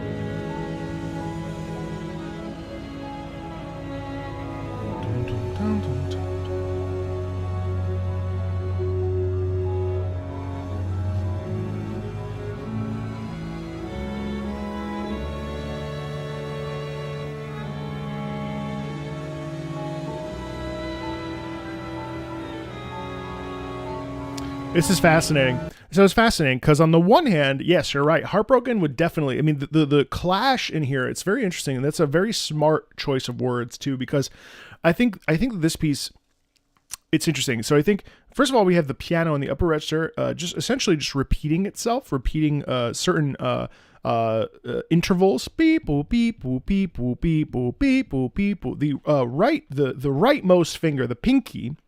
I've been taking piano lessons, so I sort of speak to this a little bit. The pinky's never changing, while the things around it, beep boop beep boop. Well, that's not true. I'm sorry. Well, I'd have to look at the sheet music, but there are components of that are not changing. So the intervals are ending up being the same, or the intervals are just repeating themselves over and over and over. So number one, those intervals, sad sounding intervals, right? Now, on top of that, you get this delayed cello, and the cello, stretched out as it is, has a languidness inherently with it, because when we're talking about bowing, the moving from left to right, the bowing of it and really reaching the end of the bow and then coming back to the other side. Now, I'm not a violinist or a string instrument expert by any stretch of the imagination, but that's really the sound that we get. It's like there's a sense of stalling, a sense of delay, a sense of being stretched out. Right? Then on top of that, there's actually this corner, which actually sounds a little bit cacophonous, or stacked upon itself, where their notes are out of tune. There's a lack of cohesion there musically, which causes immense discomfort. And so you have what? You have upper register piano, sad, especially in this particular instance. Then you have listlessness, sure, great word, in the prolonged use of the strings, coupled with the dissonance of the other strings around it. So suddenly, what do you have? Heartbroken. And it's not sad. I mean, it is sad, but I think the use of that, heartbroken, is such a good word, because heartbroken, that's where the clashing parts of this really line up, because the clash in that is the sense of brokenness, and the heart is in the right hand. And in fact, you could even say that the heartbeat is the right hand. Beep boop beep boop beep boop beep boop beep boop beep boop beep boop beep boop. It's interesting.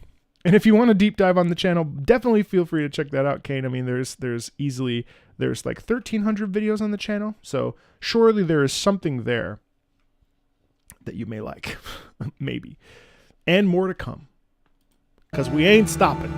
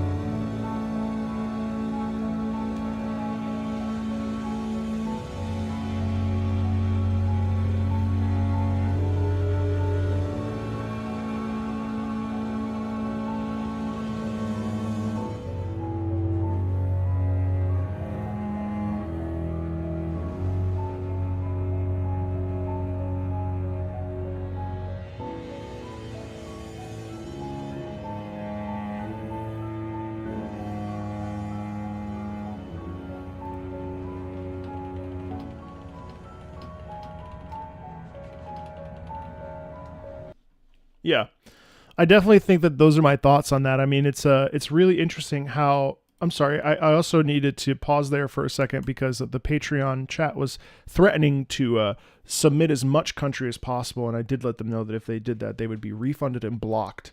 And that is not a threat, that is a promise.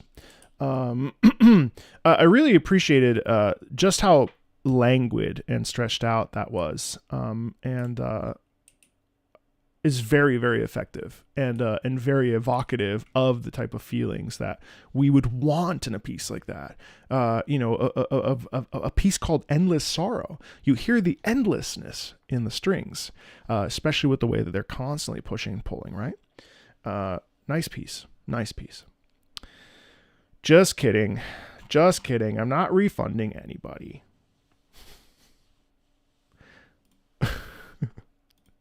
How else will I pay Nathan and Raul? Just kidding. Am I? Just enjoy this piece of art. I mean, I've already listened to this once. Ooh, this is difficult. I think I'll let chat decide. Chat, Last Guardian, great end titles, or World of Tanks. It's up to you. It's up to chat. Because the first one says, just enjoy, Marco. And the other one, I'm kind of like, World of Tanks. Wouldn't mind hearing more of that. I'll let chat decide. Last Guardian, World of Tanks. Wait. 1 for Last Guardian, 2 for World of Tanks. Smash it. 1 or 2. That's a better way. We'll do it the Tectone way.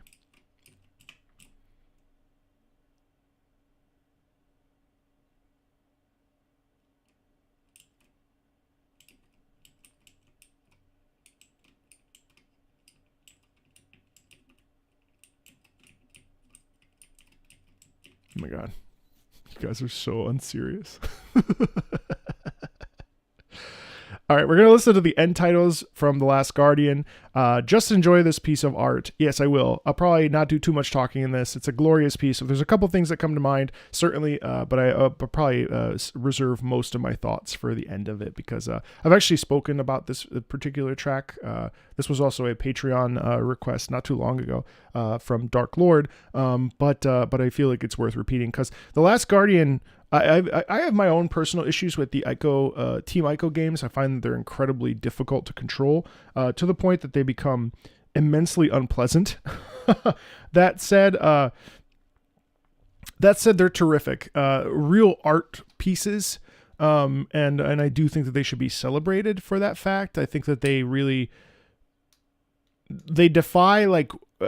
They're just such well-made pieces of media and art pieces, and I really feel like they're more, in some ways they're less game and more art piece.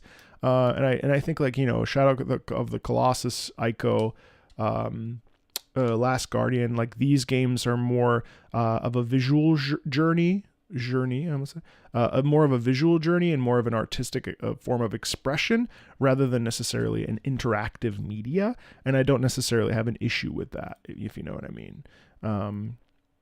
Let's check it out. End title is The Last Guardian.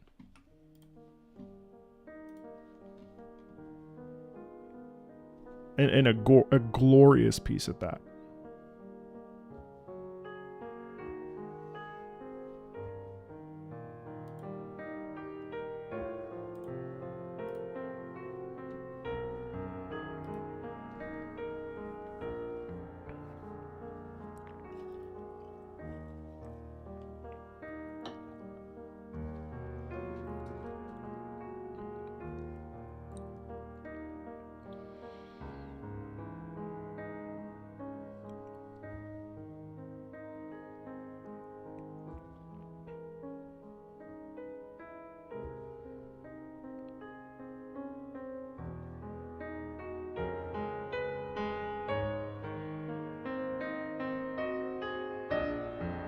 Ooh, terrific dissonance there. Ever so slight dissonance.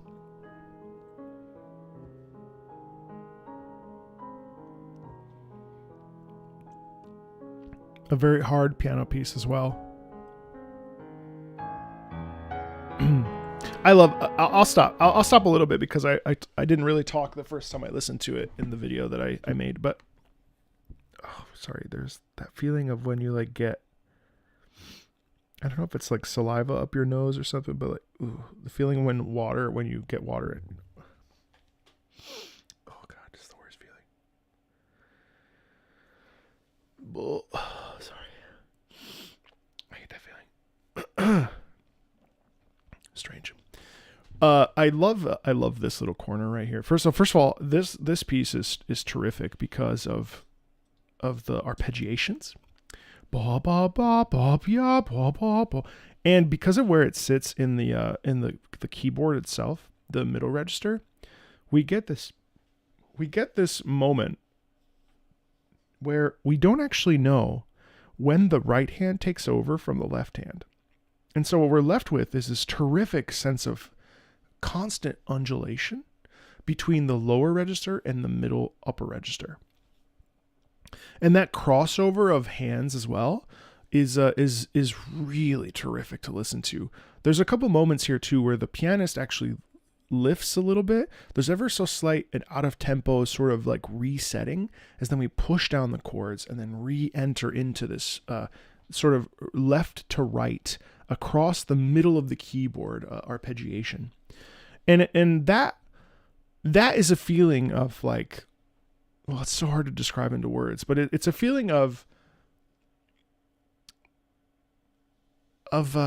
forward trajectory, but with a sort of limiter attached to it. It's very interesting because it wants to go to the upper register, but it can't quite do it because of the limitations around it. And so it inevitably stays stuck spinning in this wheel of going down, going up, going down. And then right here, there's an ever so slight lift, and that lift is terrific. There's a little, check this out.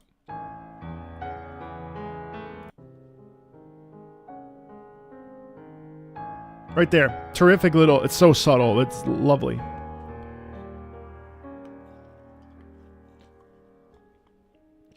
There was another one too. And it's these little tiny resets that really make us feel like, oh, this is an organic thing that's moving through and around the keyboard as we find the note and then really gorgeous. Right there, little rubato, it's a little slow down. And we start to pick a little bit back up in tempo.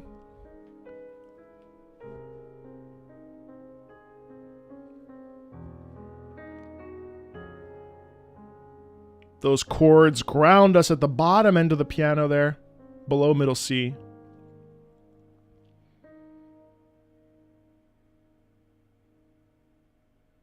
Here, see, this is cool too, because here you would think that we would resolve. Bum, pium. But we don't do that. Suddenly we spring into motion. And then the strings come in.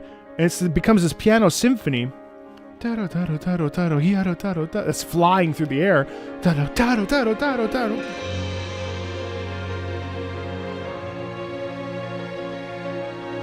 The strings overtake the piano.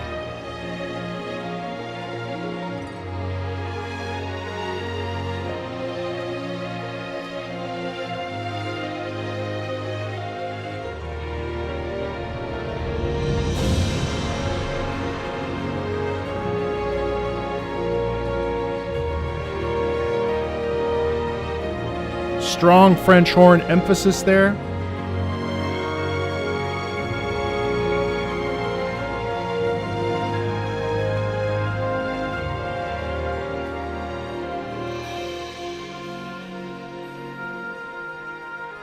I love the dialing back and actually placing the oboe forward and replacing the French horn at front and center.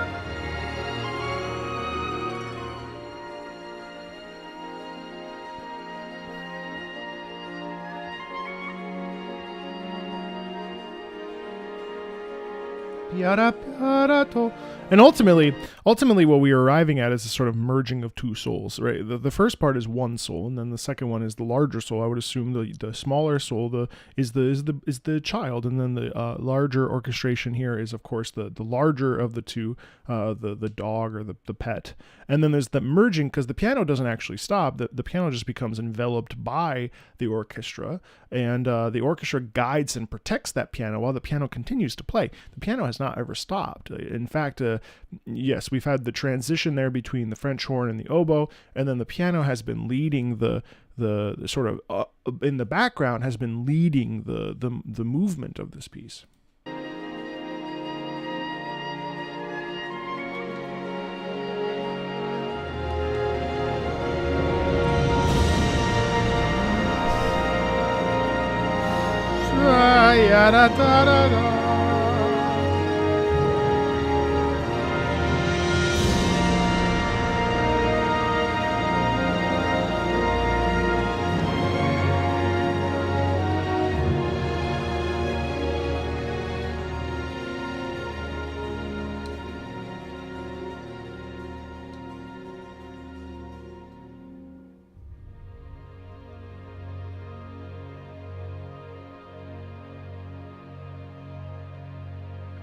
And that's amazing too here, because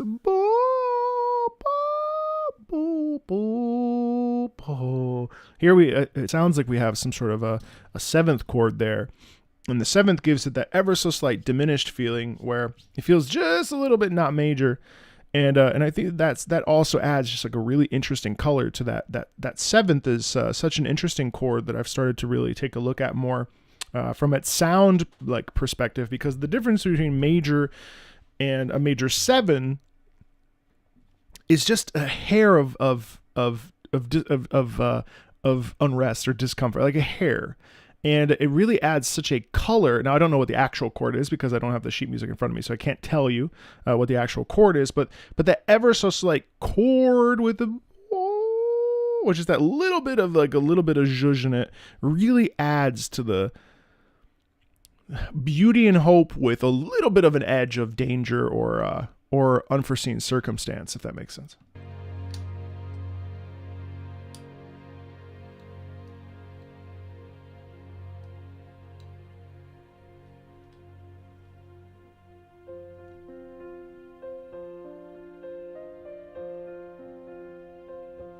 I like this resetting.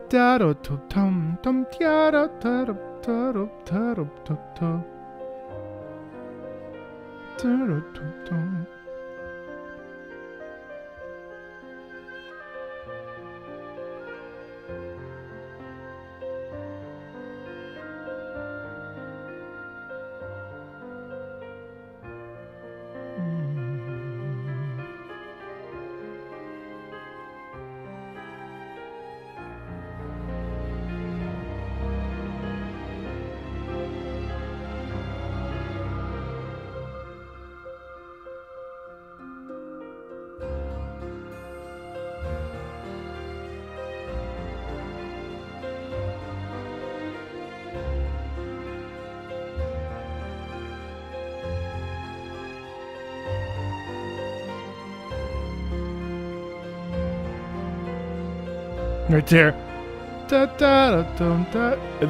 I mean, ever so slight notes that are out of chord structure really, really do a phenomenal job of just, they sound wrong because a chord is a chord. But when you add a certain emphasis or a certain movement to a sound that is so like obviously deceptively out of the obviously, sorry, that's an oxymoron. When you add a note that is so clearly out of the chord, like the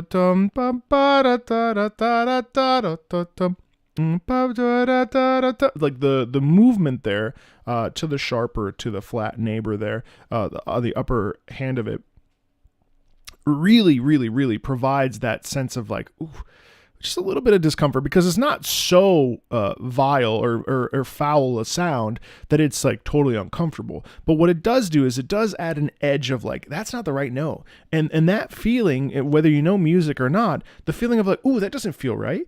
That's because of the way that the chord structure, the chord is written. There's a little bit of like the chord, and then there's that upper neighbor that's not within the key structure, which makes us feel uncomfortable. It's really cool to hear it.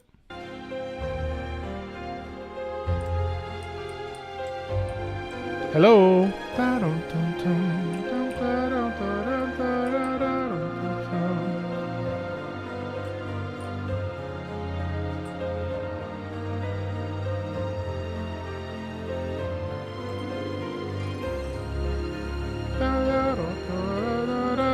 Right there. Da, da, da. Da, da, da, da, da, da, da.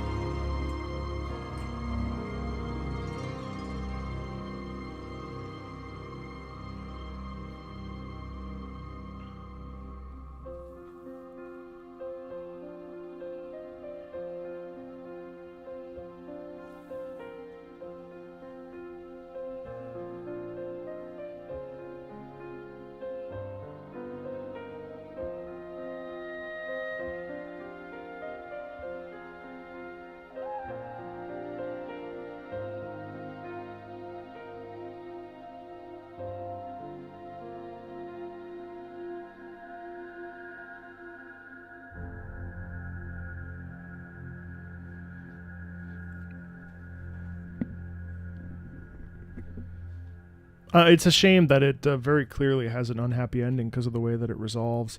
The slowed down piano, there's clearly a death, and I don't know which character or what character, it's sort of irrelevant, but the loss on display here and the like sort of inevitable love that like exists within this team, this duo, it feels very it's a very human piece, and it's a very it's kind of like no one gets out alive essence to it, and it ends not in a positive way in any way. It does resolve, and I think it does play on the idea that the sadness of life is also part of life, and it's a real uncomfortable feeling in this piece that I think it kind of in a way it's like so gorgeous, but it also robs the sort of sometimes sadness can really overtake joy. And overtake happiness, and sadness can really like break us, and it's a very human experience to be broken, and in this particular theme, it's very clear that that's what ends up happening. There's some sort of brokenness there, which is sad. Let's check out Plock, the title music.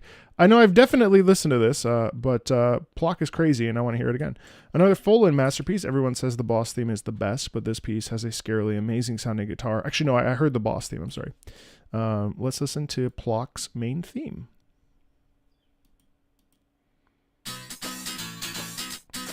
Holy shit. Okay.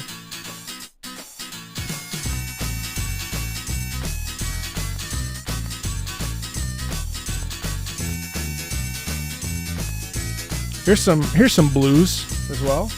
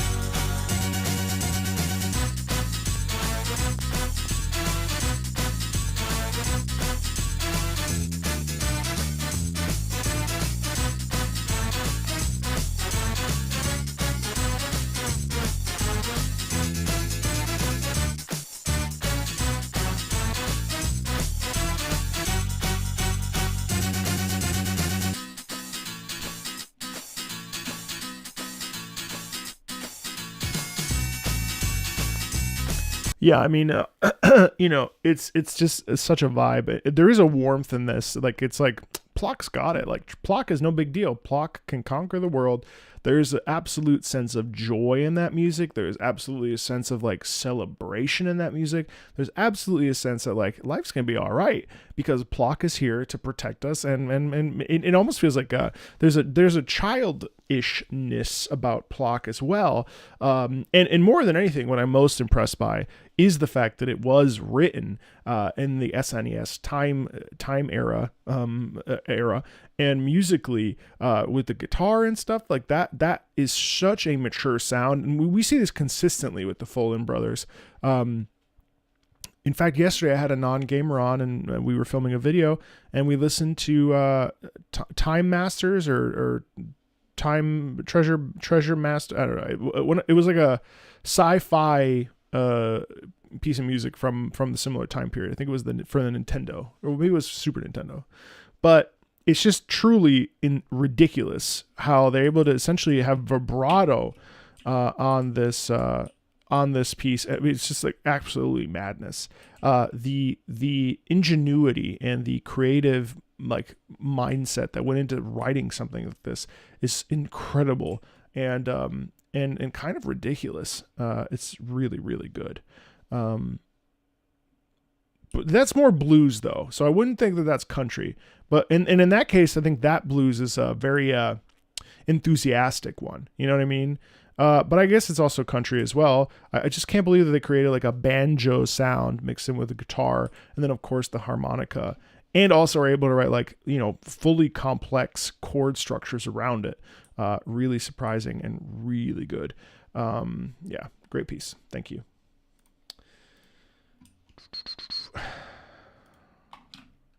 Okay, cool. Warhammer 40k Gladius, Relics of War, Drukhari main theme.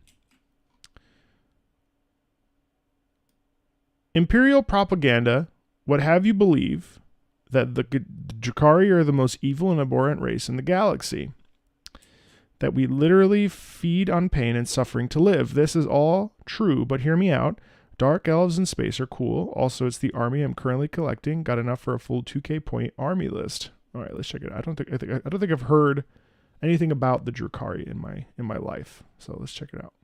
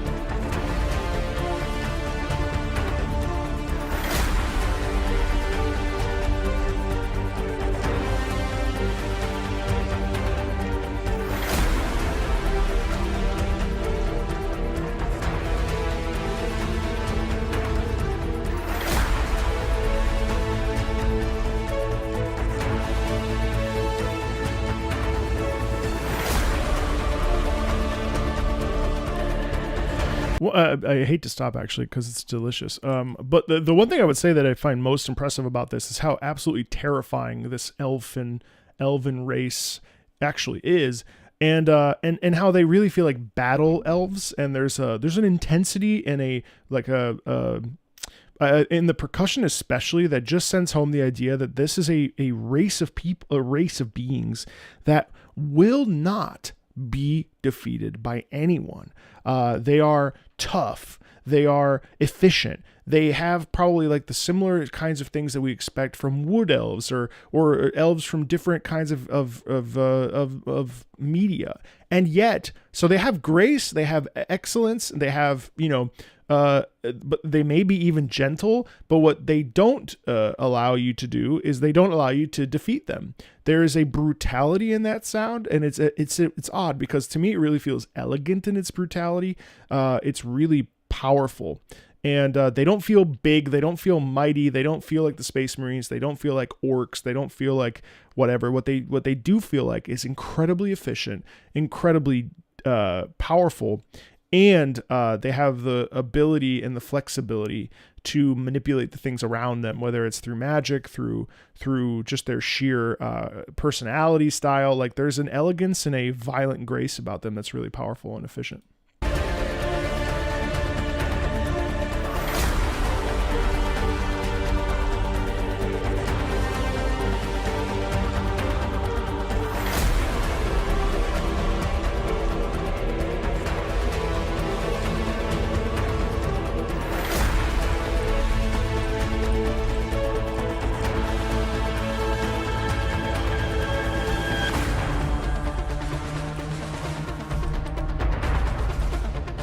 Wait, but this is a very calculating sound too. So they're just the military might of the Drakari is really, really impressive, because in here we have this,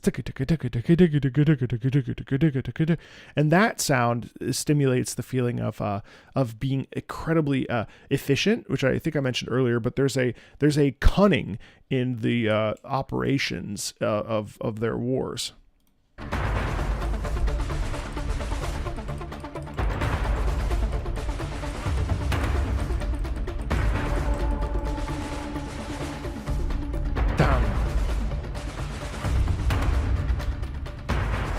Those war drums are amazing.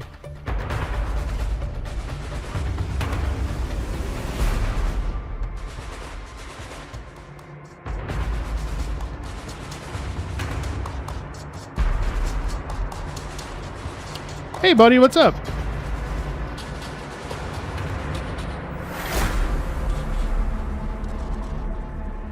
Matt Chalmers is in chat. Matt Chalmers is the composer for Warframe.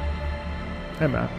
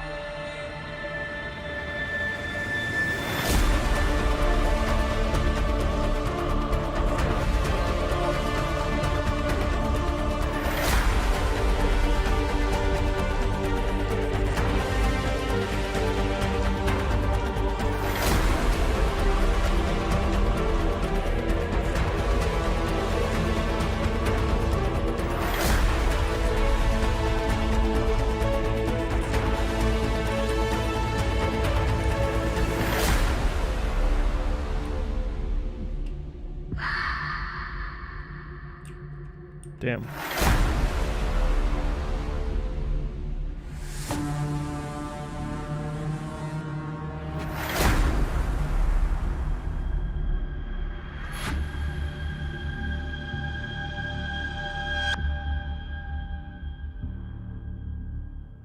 Yeah, I mean, what an incredible sound. And I think for me personally, what I really like about that was the fact that we really get the sense of their brutality in that. Like the the horns especially, ba ba ba ba. I think I probably would have liked a little bit more of a melody overall, but I don't necessarily think this is the kind of crew that has a melody attached to it.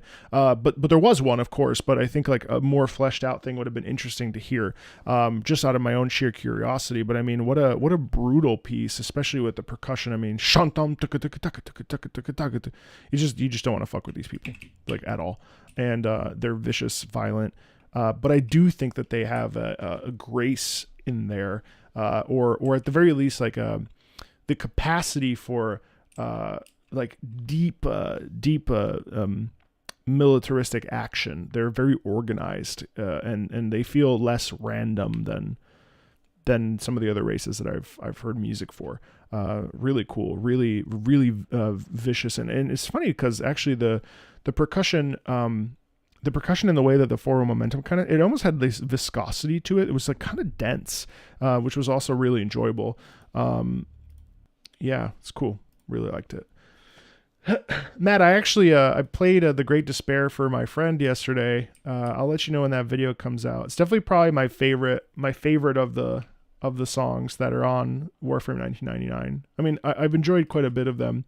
Like 90s grunge is not necessarily a style of music that I'm like crazy about, but The Great Despair is just so good at all times. So I've really that earworm especially too. It's like such an efficient way of showcasing how important melody is. It's definitely probably, I haven't heard everything. I feel like there's more. I don't know if something else recently came out. Because I don't have Twitter anymore. I feel like I don't really get to keep tabs on all the new stuff that happens. Yeah, I need to sit down with the soundtrack for 99 and really listen to it. See if I can get past my own like my own personal barriers with grunge and alt rock, because it is definitely like a soundscape that people love. Like, you know, the Trent Reznor and Nine Inch Nails and I guess Red Hot Chili Peppers kind of, but like Pearl Jam. Oh, Jay Shadows and Whispers is out now. Oh, that's great. Cool.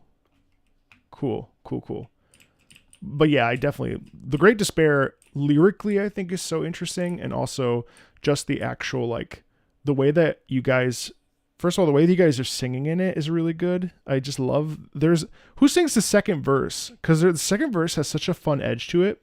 I really like the second verse of that. And then when you guys come in together is really cool. Was that was you and Keith, right? I don't know who the third voice is, but all right. So now we've got COD, Black Ops 4 Zombies, or Resident Evil 7 Biohazard.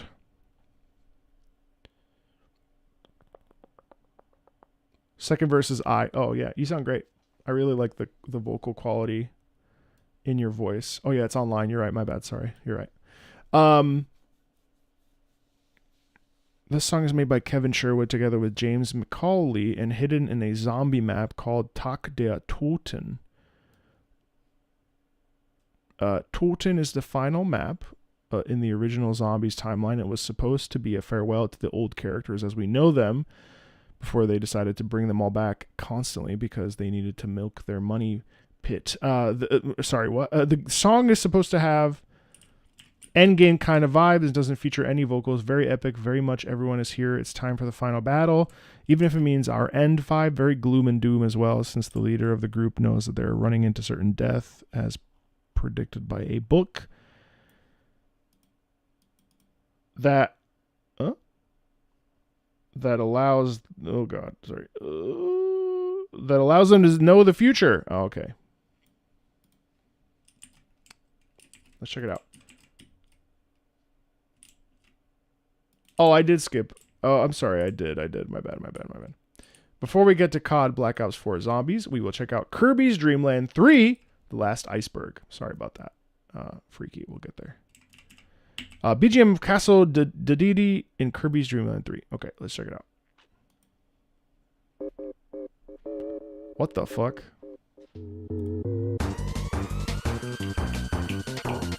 Whoa.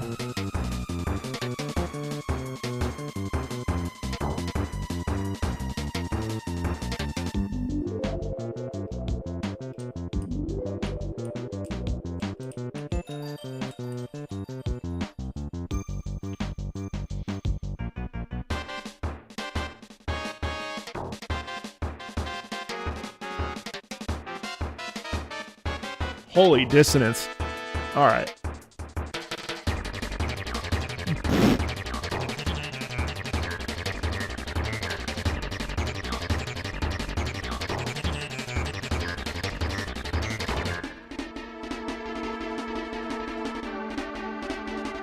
Yeah, I mean, okay. So let's stop here one time, and then this is going to be a piece that has more commentary in it for sure. Like the thing that's really fascinating to me about this particular piece is how chaotic it is, and it's like it is breaking like basically every rule, and it's interesting because there's danger in this sound. It's just like so laden within it. It's like it kind of does whatever, and you can't really pin it down, can you? There's a constant feeling of tugging and pushing and pulling, and a sense of real like, oh shit, we shouldn't really be here, should we? It's interesting. It actually deviates from what King Dedede doesn't necessarily have that quality about them, and it's just there's almost like a strain, like a brutality in it. Like, but I don't like the word brutality to describe King Dedede, but like King Dedede is like evil, you know what I mean? Like it's really uncomfortable. Matt Chalmers said it was jazz. Yeah, I suppose it's some kind of jazz. It's definitely got your it feels it does in a way. I don't know, I think you were joking, but there is definitely an improvisational element to it that I think really makes it uncomfortable, because it almost feels like it's just like freaking out, just like throwing everything at the wall and seeing what's going to stick. You know what I mean?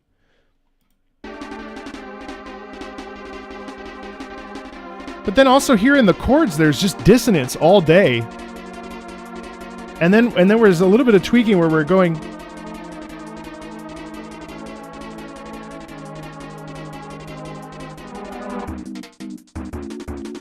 Whoa.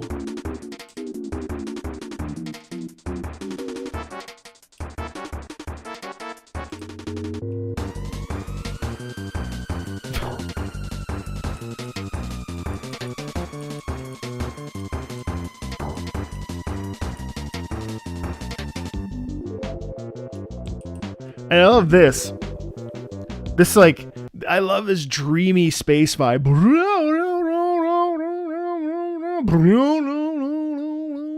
It's like this moment of peace. That's fascinating. And then that's out of meter. It's like out of tempo. Whoa, hold on. What's this jazz? It's like shift. Oh, we're back, you know?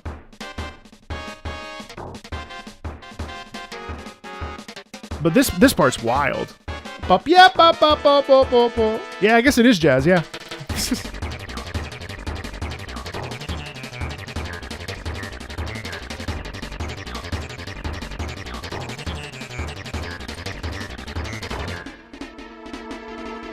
But it's interesting though how it marries a little bit of like quirkiness with like, now here we get this.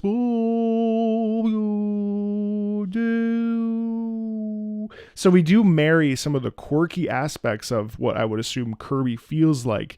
I've only played a little bit of Kirby's the first Dreamland.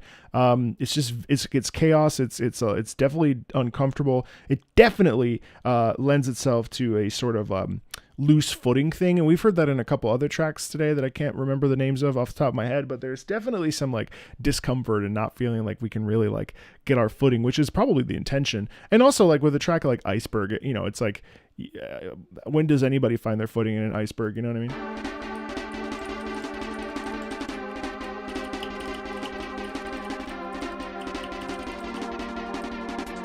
And that's kind of sad almost.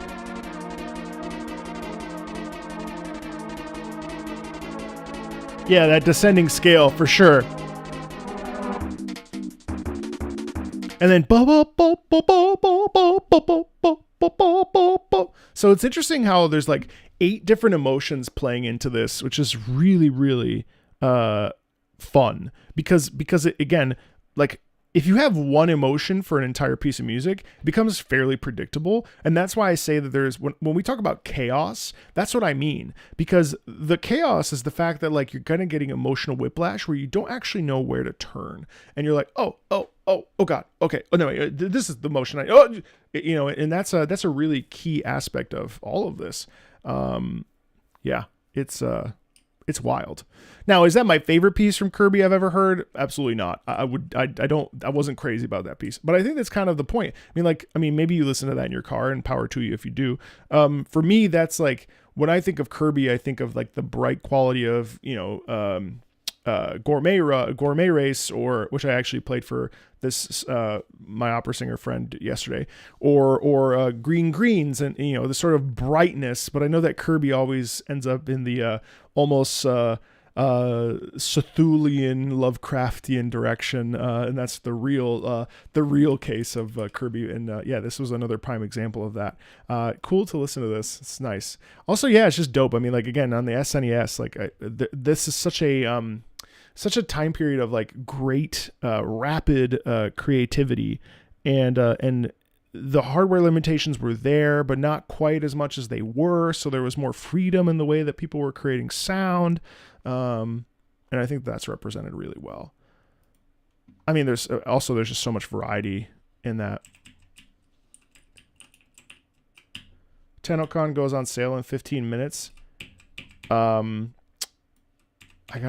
have to talk to my guy. I probably won't grab. Yeah. Thank you for letting me know.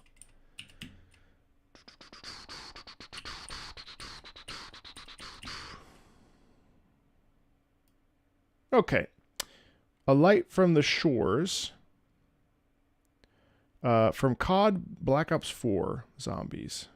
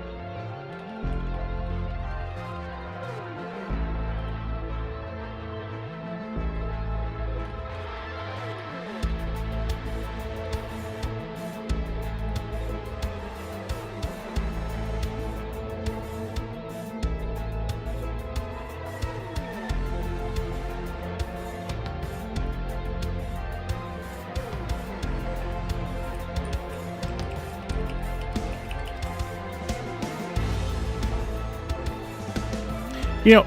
Hold on. I don't want to stop too many times because it's a longer piece, but what I find interesting is that we do hear that sense of desperation that was mentioned in the description of this, where it's like, the repetitive motion and the sort of like orchestral backing a bit, plus the guitar and the standard sort of sound that we expect from Black Ops 4 and Zombies in particular.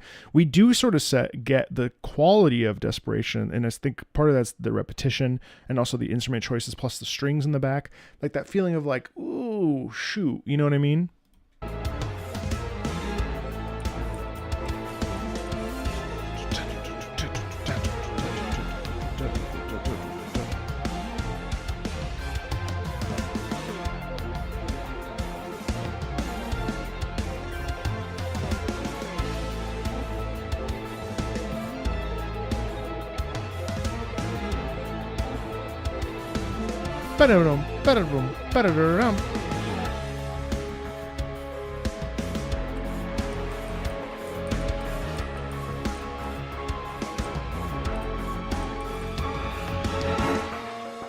Your primary school teacher was Tim Follin?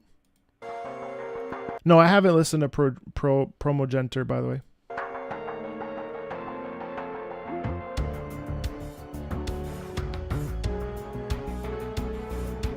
Your primary school teacher was Jeff Follin? Rest in peace. Are you serious? What the fuck? That's crazy.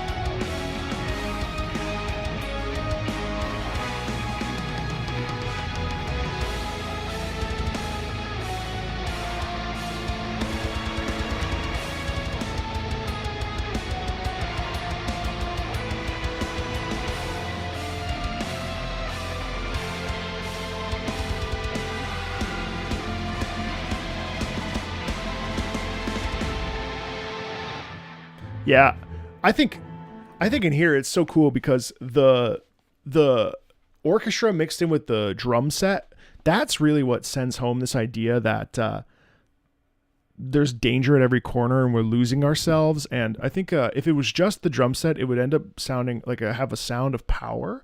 Whereas with the orchestra, there ends up actually being a sound of conflicting nature and stress and definitely a quality of desperation. I don't know if you can hear that as well, but it's a part about it that I find really interesting, because if you remove the orchestration and just have it linger on the drum set is naturally, because of the way that we're hitting it and stuff, that tends to be a sound of power. But removing it from, adding the orchestra to it adds a quality of like, what's going on? Like, how do I find myself? Like, what am I supposed to do? Like, there's a questioning in that sound, which is really cool. This is surprisingly symphonic. Well, I'm only nailing the story because you wrote it down.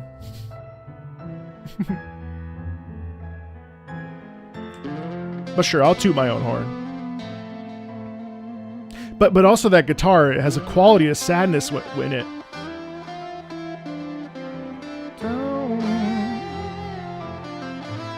Wow. That's amazing. That's very somber, very sad outcrying.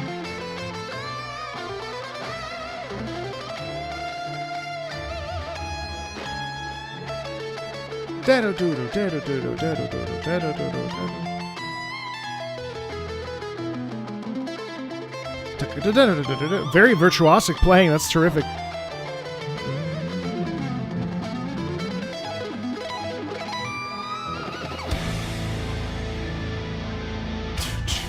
Oh, that's cool. Cha-cha.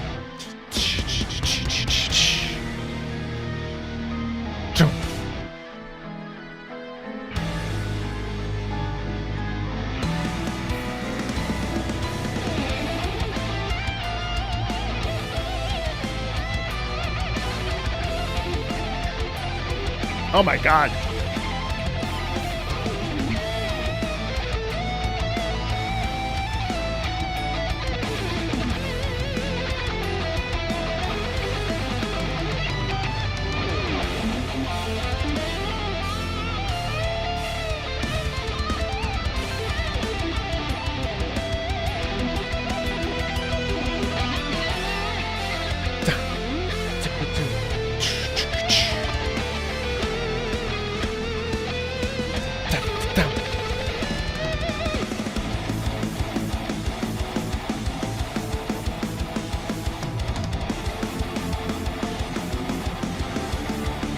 Friday Night Funk, it's fine, yeah.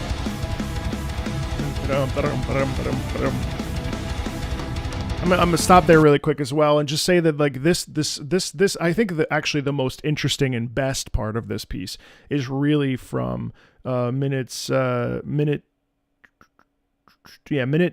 3-ish to there. Like,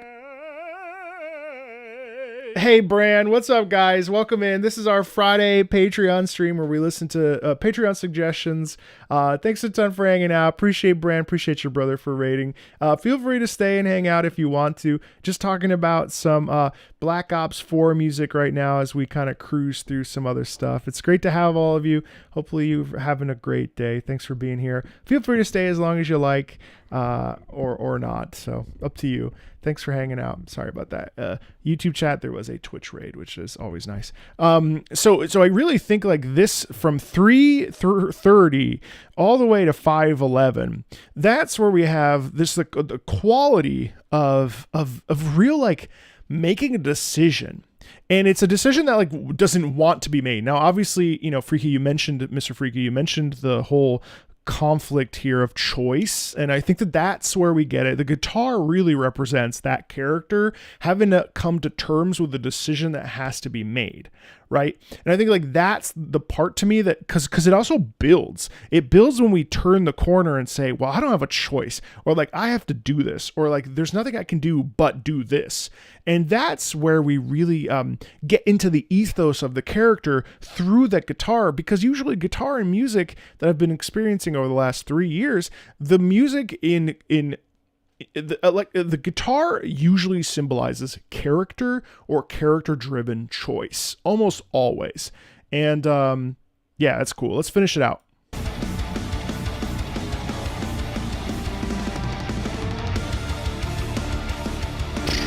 Sick drum set though.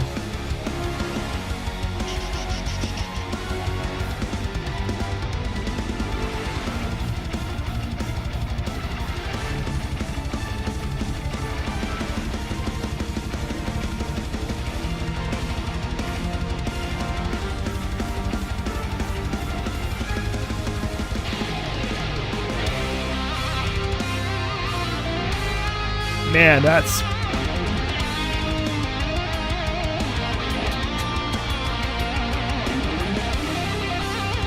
insanely good.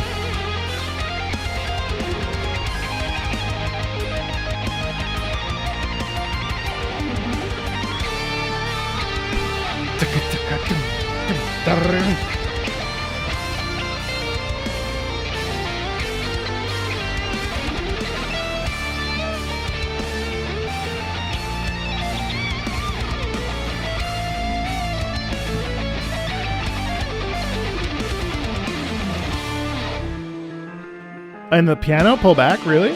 That's cool.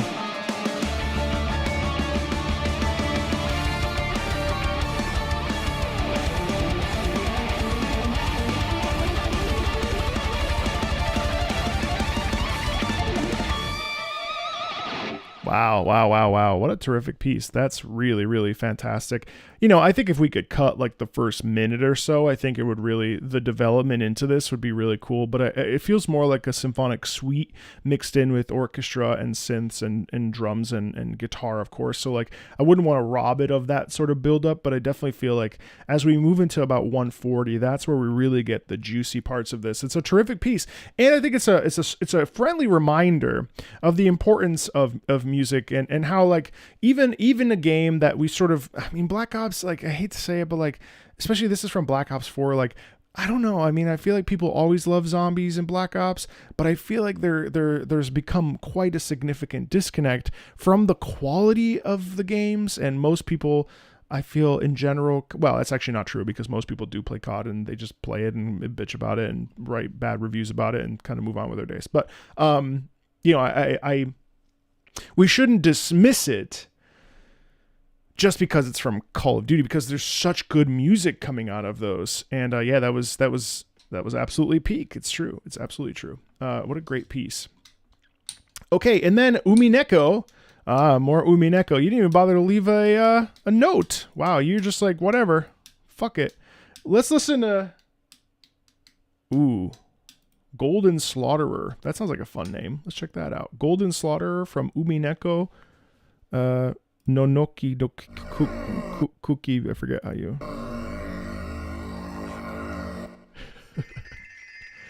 Why you gotta give me the creepy one?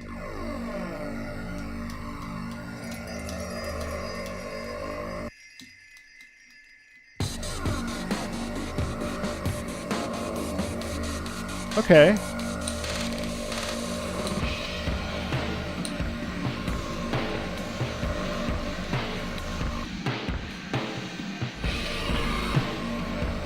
It was my choice, it's true.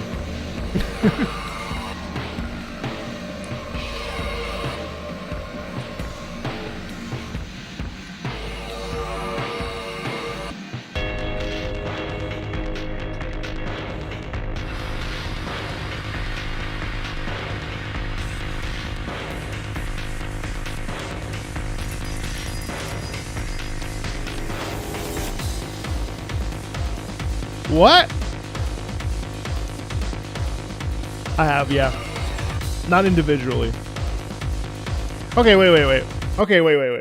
Okay, all right. So at first I'm like, man, I hate that I picked this one. This is annoying. I want to listen to something else. ugh, okay. And then as we continue on, I'm like, okay, all right, you're introducing me to drums. Okay, I'm paying attention. You have my attention. Okay, so this is clearly like a terrible situation to be in. The characters are in a bad way. This is really not good.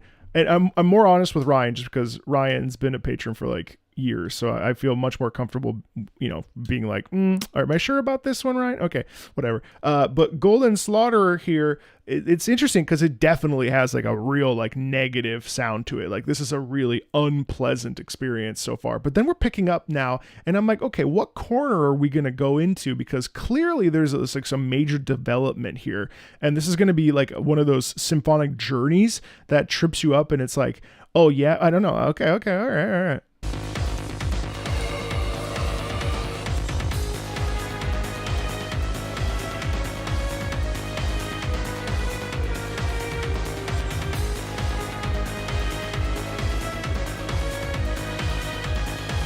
Hey, wait a second. That's da da da da da da da. What is that? Da da da da. Tetris. Wait, is it?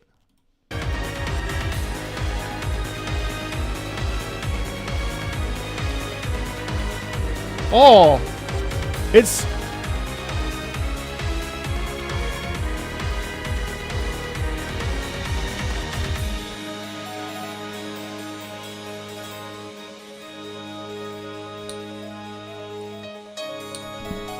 No, it's not.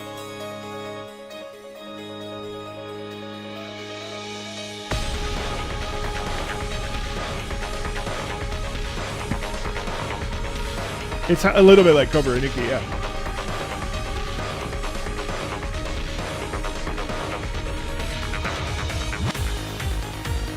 Ba, ba, ba, ba, ba, ba, ba.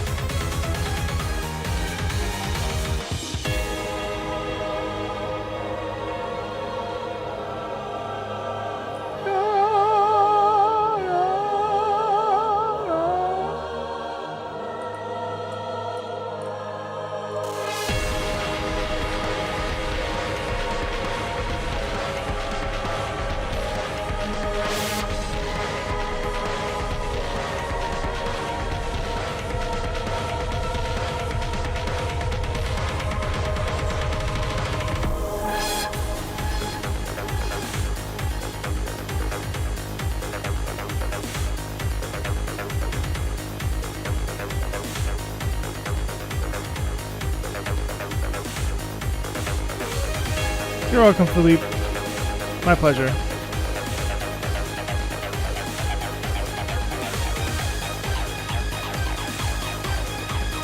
Dude.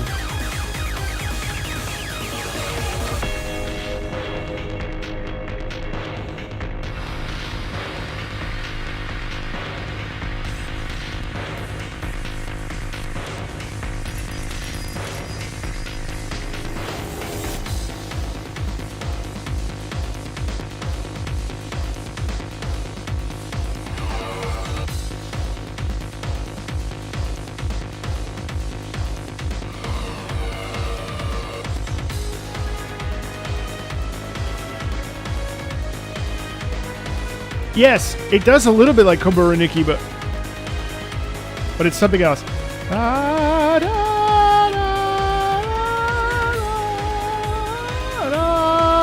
Oh, wait, no. You know what it sounds like? It sounds like fucking Devil May Cry 3. That's what it sounds like. That's hilarious. It sounds like a ta-da-ya-da. Da, da, da, da. That's in da, da, da, da, do, da, do. Well, hold on. Just the same. It's the exact same. Oh, maybe that's also from a classical piece. Hold on. That's a Devils Never Cry. Is it? Yeah, it's got to be. Yeah. It's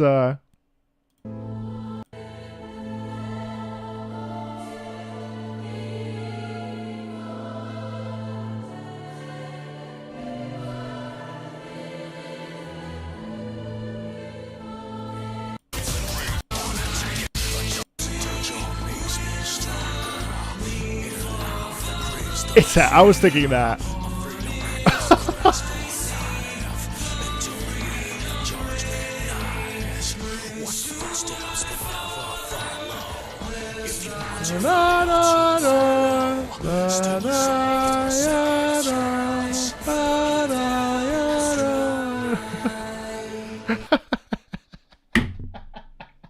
I'm like, wait, that's a classical piece. Hold on. And then listen, it's the same.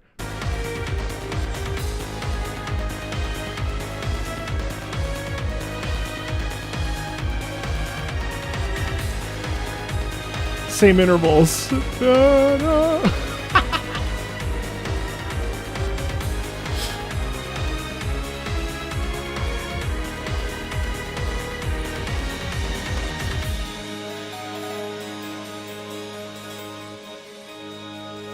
The harpsichord is such a nice touch.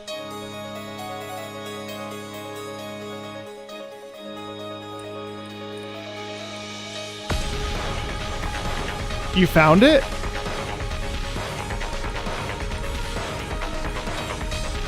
All right, dude, but like, what the fuck genre even is? Like, this is the thing. When I hear video game music, like, I'm like this is when I hear the like umbrella term like music, video game music, this is squarely where I put it, because this almost makes no sense. Like, this is absurd. It's definitely trance, but then it's like dark trance, and then it's like EDM, and then it's like dubstep, and then it's like classical, and then it's just like, you know what, fuck it, we'll put them all together and just make this thing. And that's like the thing I love about music: industrial, electronic, classical. Sure. I mean, I trust your judgment because you're like, you work within that realm. But also, like, I know you just made that up. You just mixed 4 different genres and we're like, yeah, that's that. And I'll take your word for it because you're a composer. Look in Discord. Okay, I'm looking in Discord. You think it's also this, the first 20 seconds of Sora no Kiseki FC? I'm about to spoil myself. Okay, let me listen.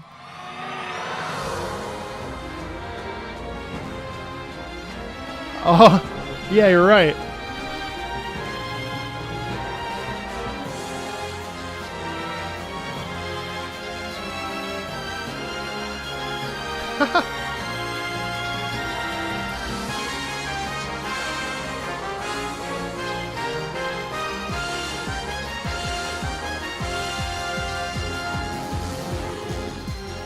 Definitely. Yeah, definitely. Definitely. Okay, that's really funny. I mean, either way, the fact of the matter is that like all this stuff exists, and on top of that, there's a quality in that of tension, obviously, of fear, of deviousness. I mean, of maliciousness, of violence, of, you know, nothing good. I mean, that's the cool. I mean, also the track Golden Slaughterer. It's like the idea of like being face to face with a terror. And that terror wants to oppress you and ruin you and kill you and destroy you and wants to remove your soul from existence. It's unrelentingly violent and musically so. You know, and I think it's kind of the exciting part about music is that music can be violent, and you know, especially when we listen to things like a Dies Irae or a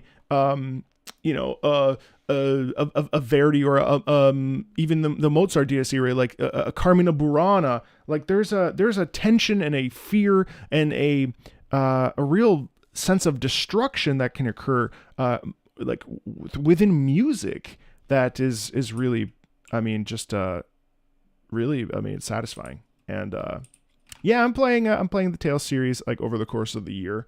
I will be working my way through that on my own. So, Rogue Trader actually just did last Patreon stream. I haven't heard anything from NFS. Okay, let's see. So we 1, 2, 1, 2, 3, 4, 5, 6, 7, 8, 9, 10, 11, 12, 13, 14. Hold on one second.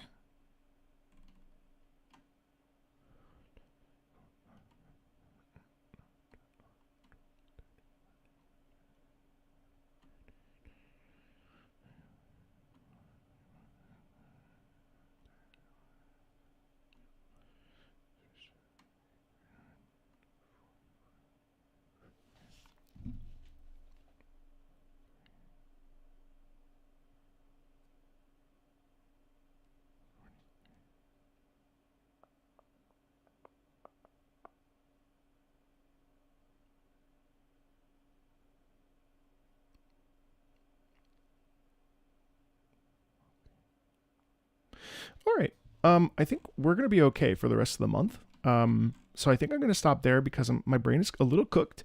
Really, talking about each of those pieces, and that was about 1, 2, 3, 4, 5, 6, 7, 8, 9, 10, 11, 12, 13, 14 pieces.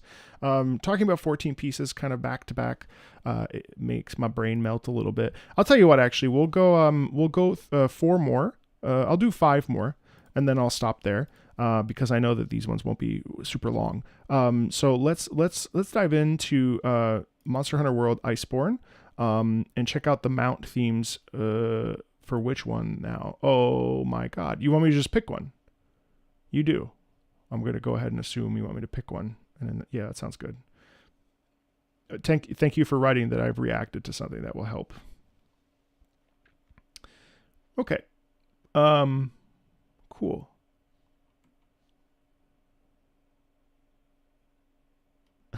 Well, Kenji, we do have one patron who does post asks for a Guilty Gear track every month. So no pressure. And yeah, I know I know. That's why I sort of thought about that actually. The one thing I wanted to say, of course, is the patrons help keep the channel going. Every month is sort of random. We never know how things are going to go. The Patreon plus ads when the opportunities come in for sponsorships and things, those really keep the channel going. Of course, my own work. There's never an obligation to join the Patreon, and I know that it is skewed obviously towards them. It's just difficult. It's really tough to ensure that I'm catering to everyone's wishes and desires. The channel's grown quite large, and I do my best with community posts. So if you're coming in here and you're not a patron, there's no obligation to ever be one. The option is there, but I never want anybody to feel that it's an obligation. I did see it in a message. Someone was talking about how you have to pay money to even suggest a track, and that's not actually true. The community post is where I gather as much as possible from the community, and we are producing quite a bit of content these days based around genres and subjects and what have you. And it's just tricky because even a fighting game community post has 500 posts, or Doom versus Animal Crossing has 100, or Weird Games has 412.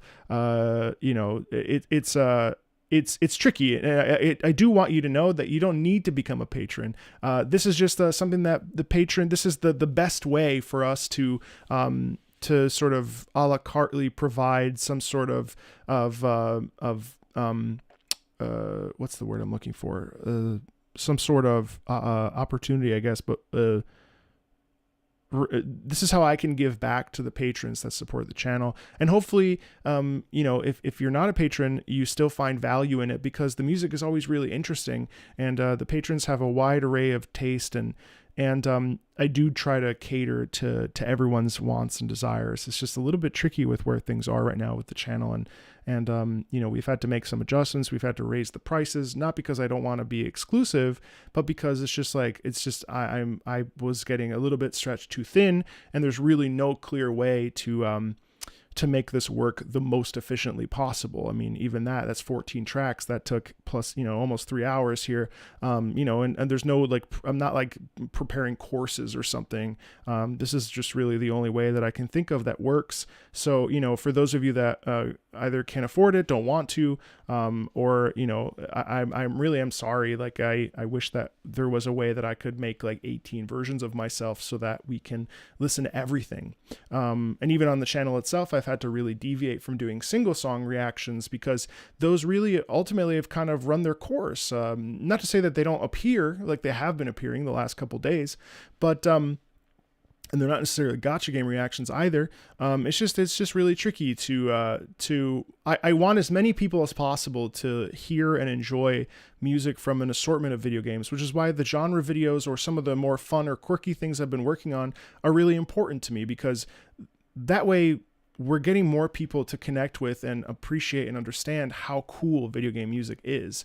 Now, of course, if something's insanely popular, unfortunately, I have to play a little bit of the algorithm game, and that, of course, it sucks. Yeah, but we're working on ways with my strategist and I to ensure that, like, underappreciated gems are being celebrated. Indie games are being celebrated. I don't want to not do stuff just because it's not trending or popular. Unfortunately, the way that Google and the way that YouTube works, that obviously always does work, and it's unfortunate reality of the platform. I don't feel like I've lost myself in the weeds or anything like that. It's just this is the way that things have to be right now. And I'm always thinking about the channel. I mean, I'm almost on 3 years. Hard to believe. In 3 days, this channel will be alive for 3 years. And, I really do appreciate so much of what's been given to me. So I do hope that those of you that are not patrons do understand that this is not because people are paying. I mean, that is a component, but it's really just the only way that it can physically be done to ensure that the patrons are being remunerated for their support financially, but then also that, we kind of can split the middle and go down, split the difference, so to speak. So anyway, I really appreciate you guys. I'm doing my best. So that said, you can support the Patreon if you want. At the $5 tier, I am watching Free Run on there. And later today, I'll film episodes 18 and 19, and that will be available. If you want to wait, that'll be available, like, sort of, you just pay your $5, watch all of them, and then leave. So it's up to you. But as always, yeah, thank you so much. I know that it's difficult, and I've been trying to find ways to do more, but that's why I'm also doing the live streams where I'm filming the videos live. So, we're grabbing from the community post list. So that's a good way to get your songs or the things that you feel should be celebrated. And those live streams are staying live as well. And you can join me for those basically every day. There's pretty much not a day at this point that I don't stream, and I'm pretty much filming everything that will turn into a video almost always gets streamed both on YouTube and on Twitch. So, like, pick your poison of platform and come hang out in those as well. So yeah, anyway, trying really hard. What's going on here? I think Violet Evergarden is probably next, but I'm going to do a poll on that on Patreon. I think realistically, as much as I want to watch FMA and Attack on Titan, because I read those manga, I think those are actually back burner rather than, like, I'd rather watch an anime and not read the manga. So, like, I stopped reading the Free Run manga to stop doing that, because it doesn't, like, make the experience worse. I actually think it makes the experience better. But because those series are so long, I'd rather dive into something that I don't necessarily know that maybe is, like, a few episodes, like a dozen or 24 episodes, rather than like a Hunter x Hunter or a, One Piece where it's like, 100, because I really can only sustain 2 episodes a week on anime stuff, just because of how much I'm heads down with the main channel right now. Like, the anime channel right now, I gotta get on it. Like, hopefully Monday I'll be able to film like 10 or so videos for the anime channel, but that channel's not even monetized. Literally, YouTube said, no, we're not monetizing you. All of it's copyright claimed, all of it. And I'm like, shit. So that did, like, sort of demotivate it ever so slightly, because there's, like, things with, like, hundreds of thousands of views on there, which I'm really excited about. But I've literally made 0 cents off of it. So it's tricky, and so it actually makes the like stress of maybe something being struck there even more nerve wracking.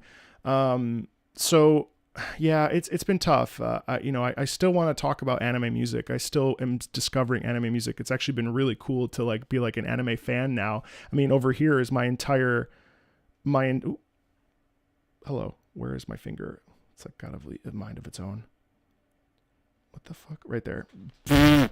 Over there is my manga shelf, and I'm really like, I'm so excited to have been exposed to a bunch of anime and manga. It's like totally, it got me back into reading. So like, I'm so happy. It just fucking sucks that like literally every single video is copyright claimed, and YouTube was like, no, we're not monetizing this channel. And I'm like, fuck, what did I do? Incredibly annoying, especially because I do the same thing on this channel, but because it's games, it's a little bit better. It just sucks. Anyway, tangent. Let's check out, I wanted to listen to this the other day, actually. What am I reading? Right now, I'm on a little bit of a break from manga. I need to finish Elfen Lied. But I'm on book 2 of, Akira, I guess. And technically I'm technically reading, DBZ. Which is okay. I don't think I like shonen very much. Because I'm having the same feeling from when I was reading One Piece, where I'm like, okay, this is good, but this is, and I've talked about this at length with people, and I know that it gets better and you really lock in with the characters, but I've been sort of struggling with both of those. Elfen Lied I love. It's so fucked up. But not like Uzumaki fucked up, which is like really fucked up. like Vinland Saga, I need to dive into that.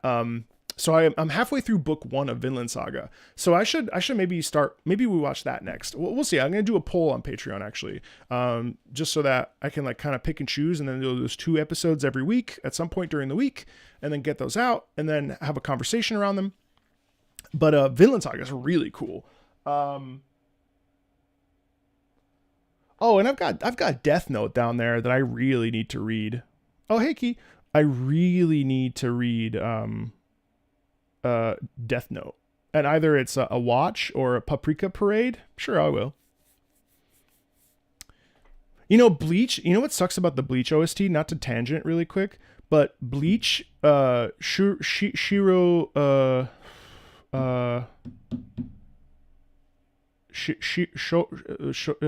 what's the composer, guys? It's like Shiro Sagura.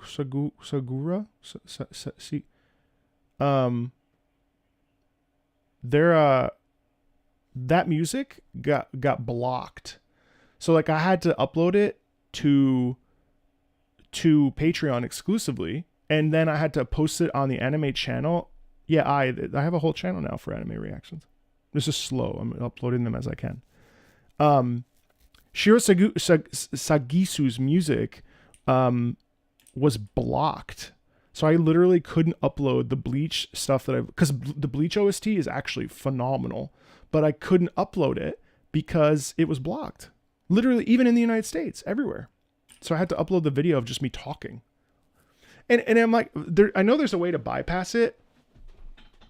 And usually what I've seen from like anime reactors is that the music is coming through the speakers. But I feel like that's so sucky. I mean, like the whole thing that I'm talking about is like music. And I feel like really lame if I'm like, hey, this is the music from Bleach. Here you go. You know what I mean? Like, let me play it on my phone. Like, it just kind of sucks. So yeah. But also because I have a YouTube strategist and I paid a lot of money to get that to be good and to really change the channel quite a bit and be on that path. My priority, and I've said this from the get-go, is always going to be the video game stuff because that's also where my passion is.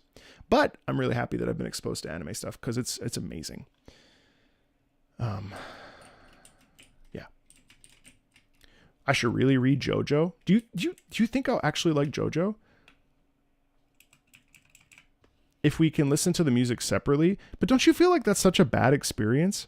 Like, to me, it's like, I'm going to watch a video of a guy talking about music, but I have to play it on my end.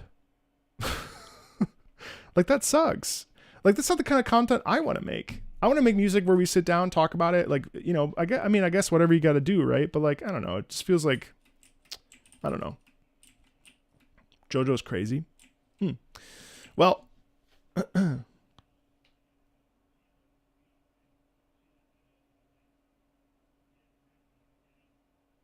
yeah, no, that one is on Patreon, actually. Yeah, it's bad, but it is what it is. I know, that's yeah. JoJo's art is inspired by Roman gods and goddesses. JoJo can get stale. I should do the MIDI. You Lie in April, and what's the other one? Sumi, what's the one? Carol and Louise, is that the anime, the music anime? What's up? Is that the one? I'm just taking a mental break right now. And I guess this can also be turned into a podcast. If you're listening to the podcast of this, the chat is giving me recommendations of anime. Carol and Tuesday. Yeah, that's on my radar. We'll take a poll. I see. Well, let's listen to a couple more tracks. Have I seen the new music Warframe? I have. Matt, are you here still? You missed Inu. I don't know if you saw, but Matt Chalmers was here. He's the composer for Warframe. Nice guy. He was in the chat for quite a bit, for at least 30 minutes or so. He was taking a break from writing. Speaking of music, Monster Hunter, about to take over my entire life. Hey, see you, JC. Thanks for stopping by. Monster Hunter is about to take over my entire life. I was just practicing my charge blade today and my light bowgun. That's going to be my rotation. I was enjoying listening to the theme when you fight the alligator, and I just beat the shit out of that alligator today. And it was funny because when I fought the alligator Danganronpa, that's what I'm going to call him.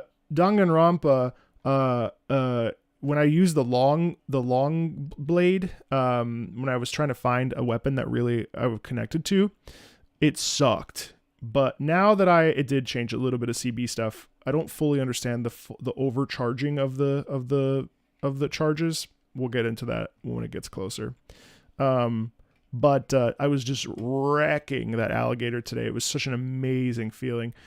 So that and light bowgun, to honor my previous playthrough of Worlds, is definitely where it's going to be at for me. I love me some slicer ammo. And yeah, I'm really excited. So let's check out the mount theme of Nay, the Honor is All Ours. And the note here from Carson is that I did not expect this track to have a mount theme. I'm surprised. I want to hear it too.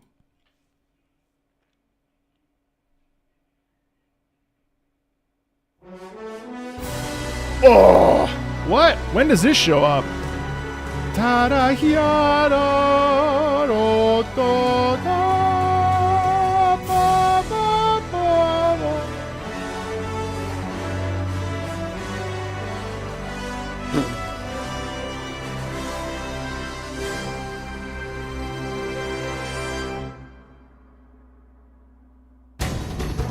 Oh, fuck yeah. Hey, Victor. I mean, this theme is insane.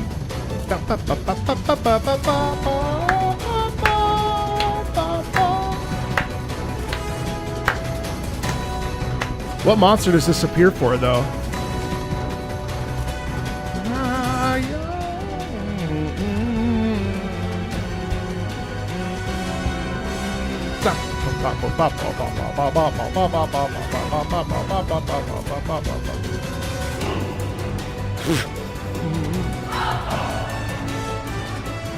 Is this Fatalis?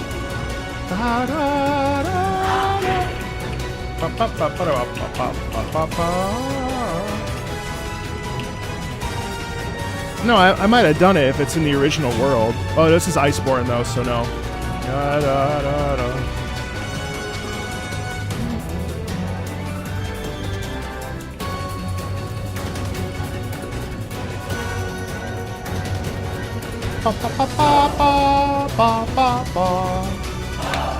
God, the chair is nuts. Whoa! Ha!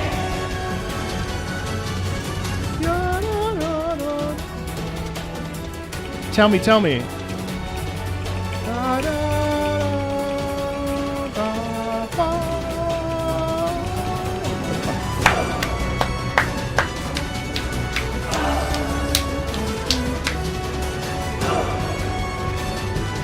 Dude, that's amazing.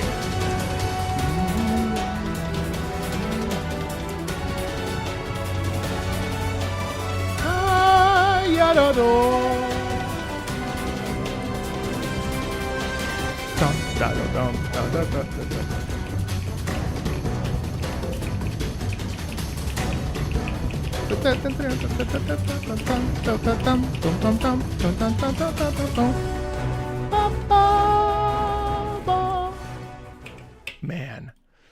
Oh, Nay the Honor is All Ours is probably like, yeah, it's so fucking good. Oh God, I should do another video about Nay the Honor is All Ours to celebrate the end of like Monster Hunter Worlds, like as we move into Wilds. Now, not everybody's gonna be able to play Wilds because of the outrageous GPU requirements, but oh my sweet God, dude! Wow, first of all, that's incredibly generous. Thank you for $100 super chat. I came here after watching your reaction video to Black Myth Wukong and I really enjoyed your analysis. Well, thank you very much. What are your thoughts on getting started with listening to classical music? Well,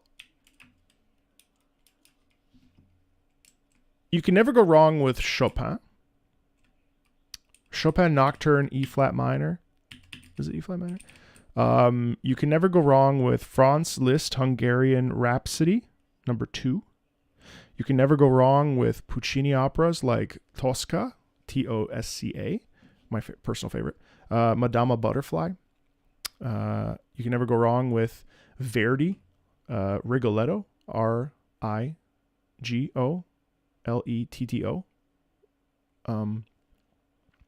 You can never go wrong with the Bizet Carmen Suite, which will then also introduce you by chance to Carmen's opera.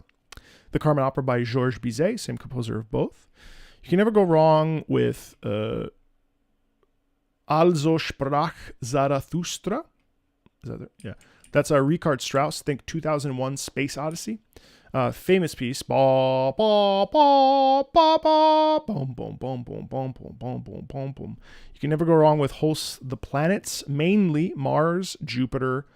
You can't go wrong with pictures at an exhibition. You can never go wrong with it's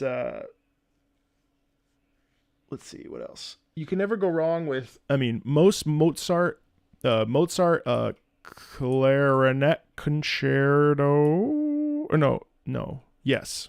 You can never go wrong with Bolero by Ravel. You can never go wrong with they're called Gani. I typed in gynecologist. Gynopede. Gymnopede. I don't know how to pronounce this. Eric Satie. Gymnopedie number 1.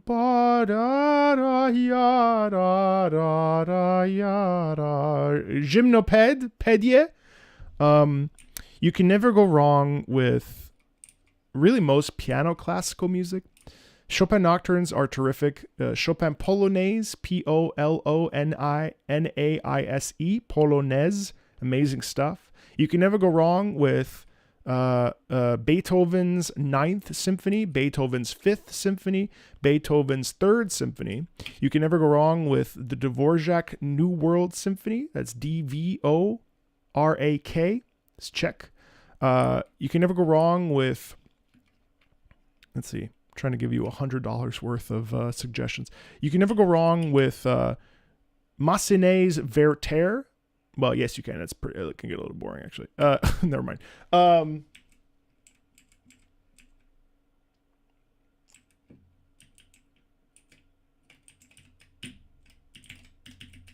You can never go wrong with TOSTI, Tosti songs. Tosti songs are amazing. You can never go wrong with Schubert's song cycles, Die Winterreise, or Die schöne Müllerin. You listen to some classical music and I'd like to know how to enjoy and analyze it like you do. I may not be as professional as you, but I really want to feel the emotions in the music. Yeah, the Four Seasons, Vivaldi, Camille Saint-Saëns' Danse Macabre, also Rachmaninoff's,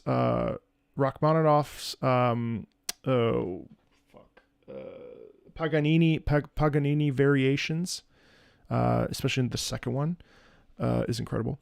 As far as analyzing things like I do, Muladin is the beautiful mill girl, if I recall. Yeah, Peter and the Wolf. As far as analyzing things like I do, I mean, I think so time is number one. Number two is listening with intention and active listening. And so what does active listening even mean? Active listening means listening with intention. It means when you listen, try to isolate your ears. Try to think of what's happening underneath the melody. So if the melody is really good, don't get carried away by the melody. What's happening underneath? Oh, is there a arpeggiated, which is just a chord split into 3 or 4 or 5? Is there a chord underneath that's moving up and down? Do ba da da bo da da da bo da da da. Is there a if you think of like the Ave Maria,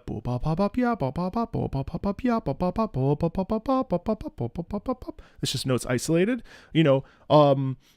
Does a piece sound happy or sad? Well, we can tell that usually because if it's either major or minor, right? That's a really important distinction. What does a piece? Are there moments in a piece that are happy, they quickly shift to sad, and then they come back to happy? And then if that happens, you ask yourself, well, what does that mean? Why would something be happy, sad, happy? Okay. You know what I mean? The prelude and C, whatever. Excuse me. I'm just kidding. Listen to a piece like Merry-Go-Round of Life from Howl's Moving Castle. How does that sound? Is it happy? Is there a little bit of sadness in it? And ultimately, you can already do what I do. You already know how to do it. Active listening is something that everybody can do. It's just a muscle. Ask a lot of questions. Who, what, where, why, when, how. Maybe not so much. Well, no, yeah. I think all of those asking questions can really help. Have an active mind. Have an open mind. The thing is that when I was studying music and when I was working with composers and coaches and conductors and making sure that things were good and perfect, usually what we were doing is we were listening to the music and then thinking to ourselves, okay, what is the character trying to say? What is the composer trying to say? How do I get this across to an audience? Even think about it that way. When you're thinking about a presentation, how do you want yourself to be perceived? And how do you want the things that you're saying to be understood? That's what a composer's doing. The only difference is it's through music.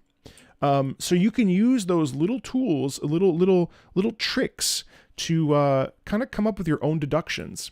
And most importantly, I would say, and lastly, I suppose, is to not feel like you're right or wrong, because there's no such thing.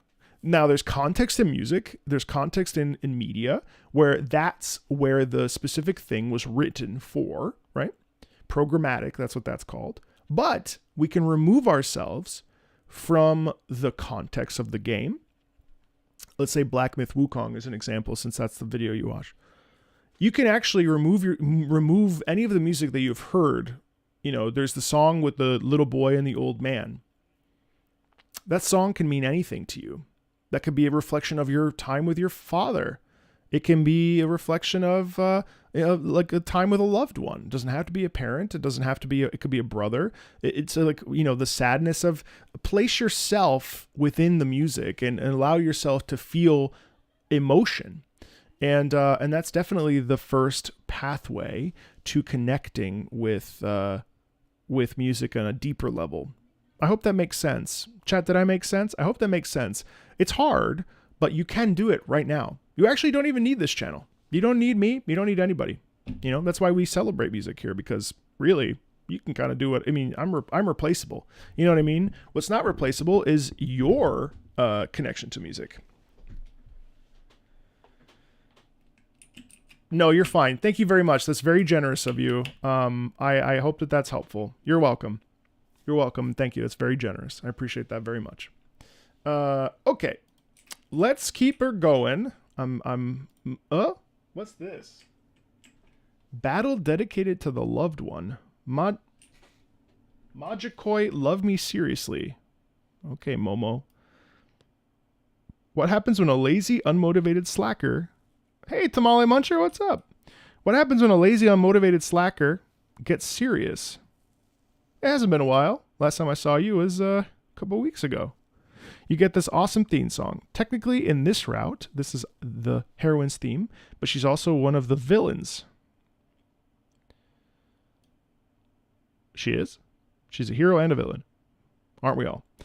After too much Taco Bell, well, the Taco Bell becomes the villain. Anyway, Majikoi really has a lot of love interests, especially as you go further into the games. Not all of them are translated officially yet, though. All right, let's listen to it. A battle dedicated to the loved one.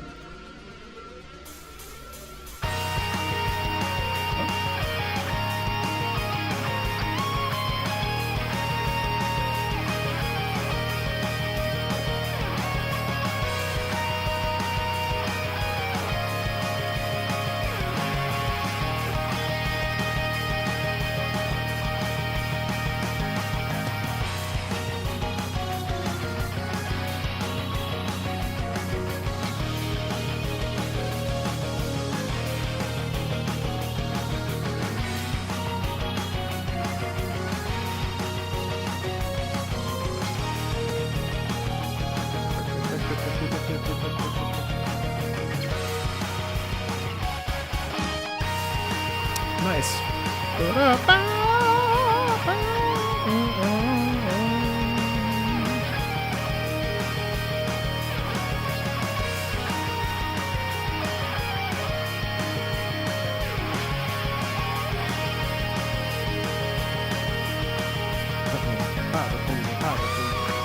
Jeez.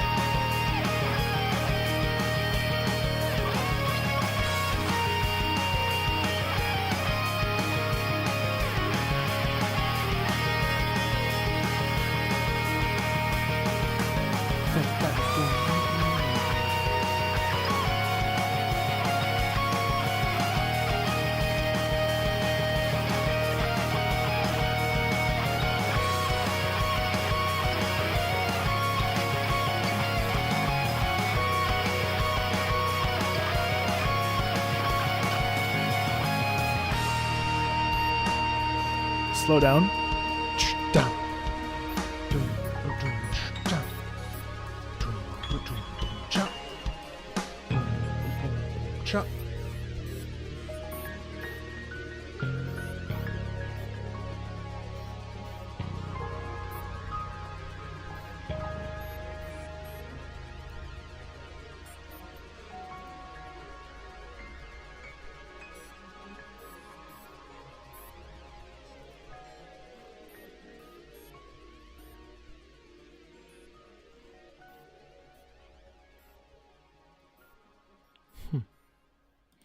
I mean, seriously, of extremely fun vibes, and it's interesting how like I think music like this is so. I mean, it's not dissimilar to you know, a. It's not dissimilar to some of the other pieces we've heard today, where there's a real sense of like gumption, right? A real sense of like I gotta do this. Like there's a very enthusiastic movement that's occurring there, and like the movement there is the thing that really keeps it locked in. Certainly, I think melodically, it's also the best part, is that the forward momentum of the guitar says like, I am unstoppable. No one's going to stop me. I have a right to do this. I'm going to do it. And then, and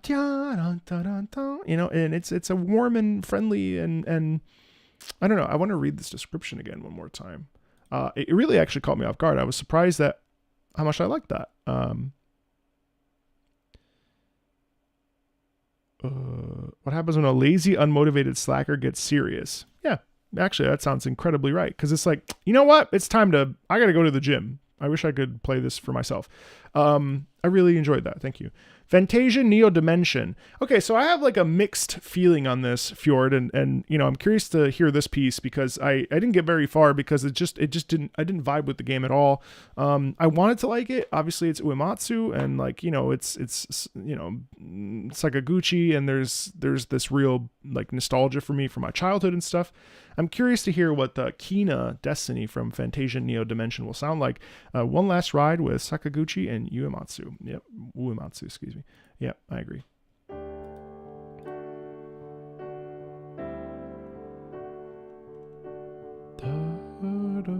Okay, I like it.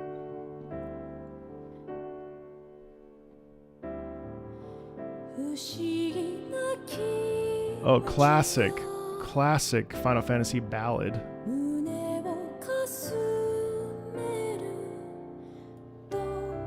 It does. Okay. I love that vocalism.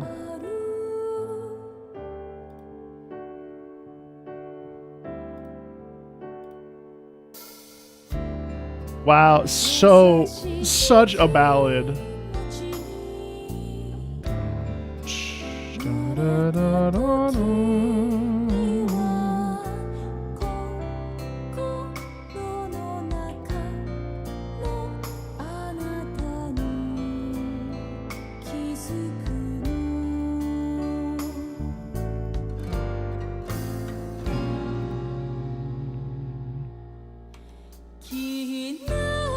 Yeah.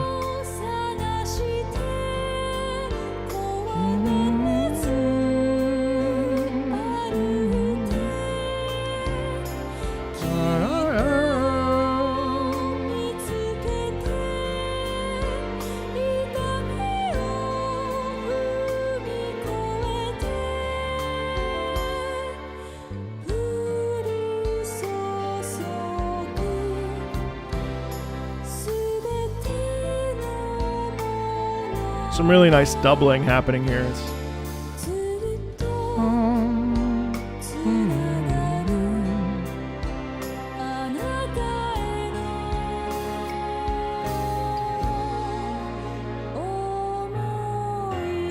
Slide, nice slide.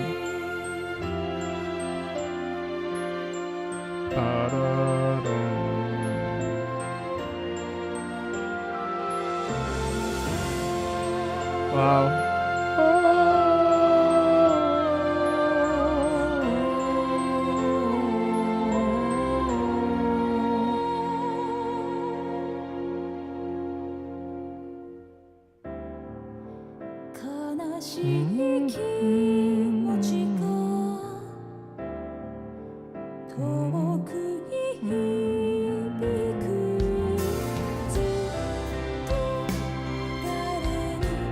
Thank you, Dane.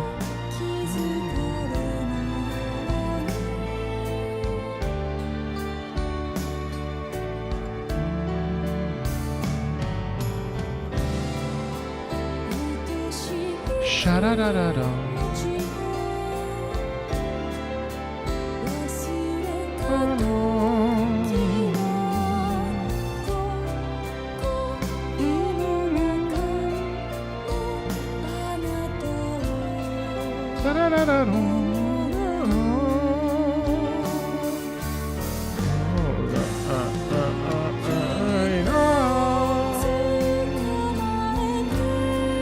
That's so beautiful.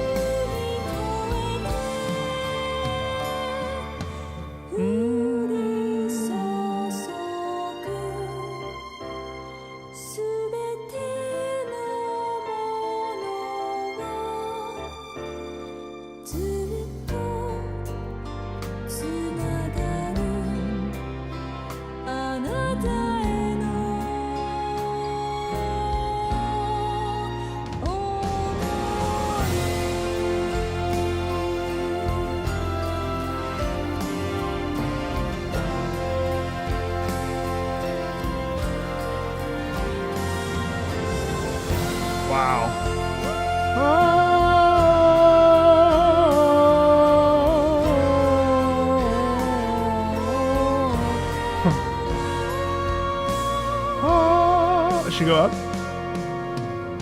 Oh, nice nice final chord there. Oh, man, that's so fucking gorgeous, dude. That's incredible. That's like classic Uematsu writing, like classic Eyes on Me, Melodies of Life. Like, oh man, the nostalgia is baked into that. I think it's a pretty decent song too. I mean, the vocalism there is terrific too. You know, it's really predictable in the best sense. Oh, a terrific piece of music. How do I predict where the melody will go when I sing along? Not all the time, not usually right, but. Yeah, I think things become pretty predictable after a while because, you know, it follows like chords and the chordal structure. And after like 10 plus years, bordering on 15 years of singing all the time, there's a quality in there of, I don't know, just, I guess, understanding. I'm sure it's more complicated than that. I'm sure it's like about chord structure and stuff, but I don't know is the answer.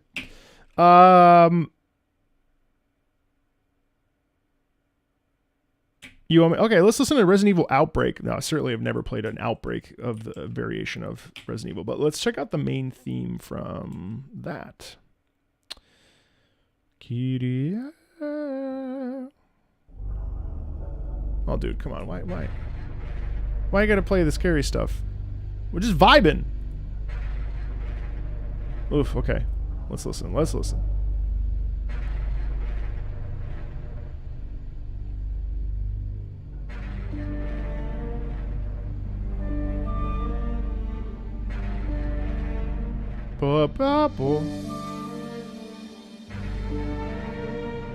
up, Bacon?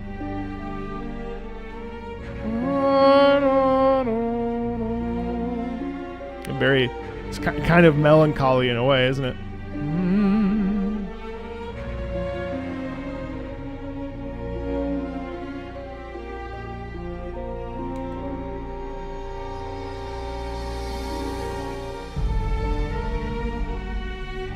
Very danger sounding.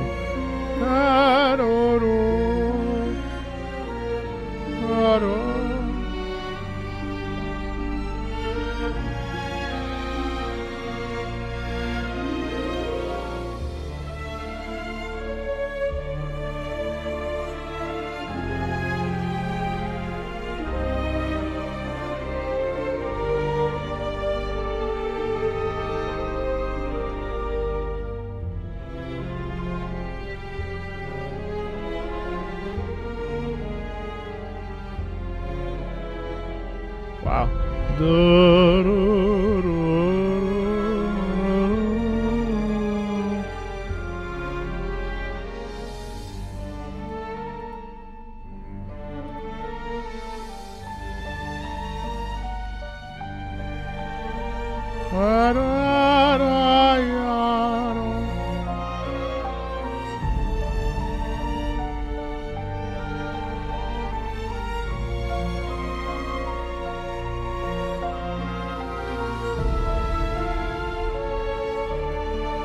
So broody.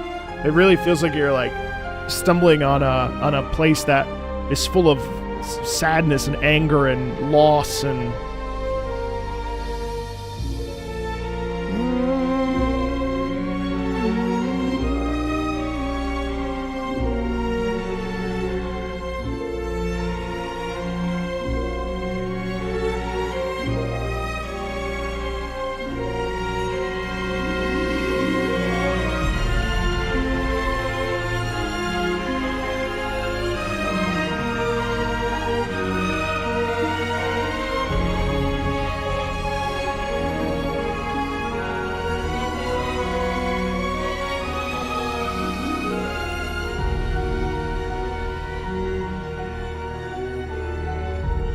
I like that too. Chiada.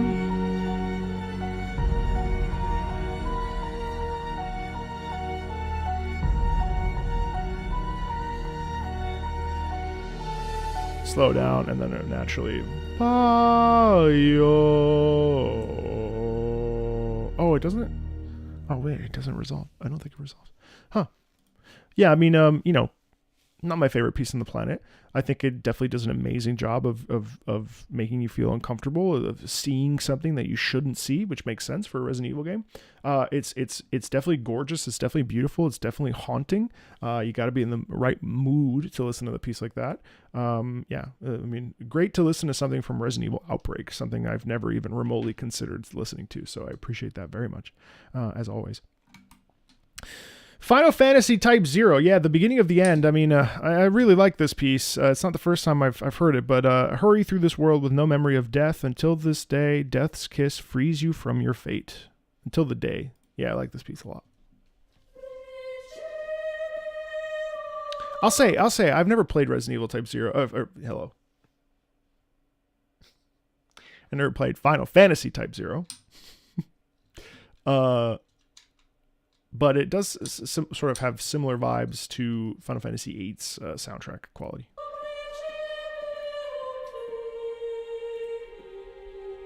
I heard it's jank as shit, though.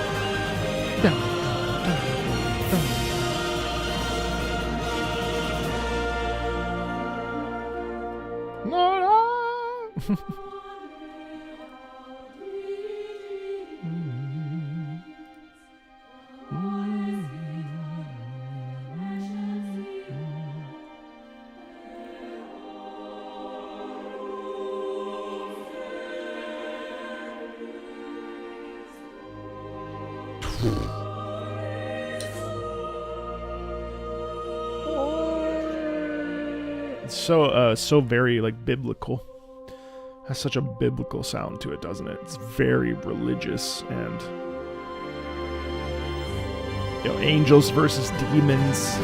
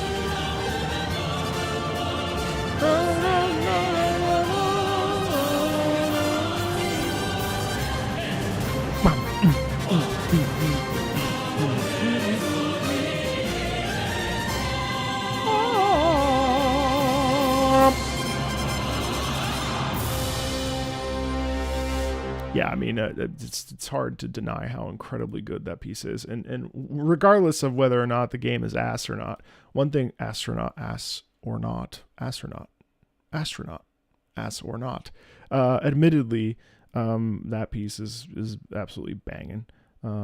It's so good. Let's listen to Escatos, Stellar Night. Escatos, a hell of a bop from a shmup I've never played. Escatos.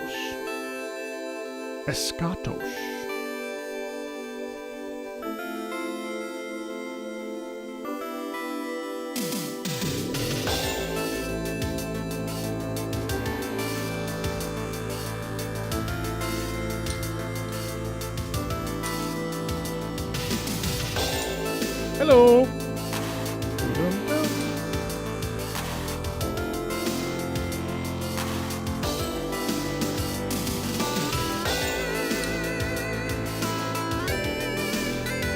Wow, that's definitely a surprising sound, isn't it?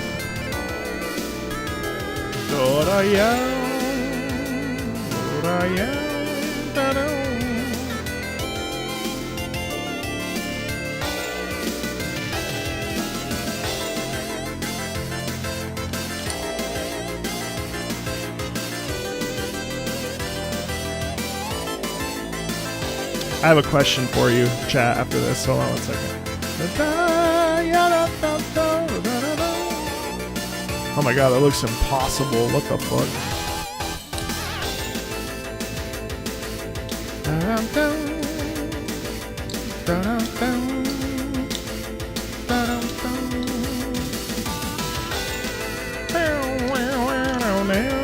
I love that electric guitar sound.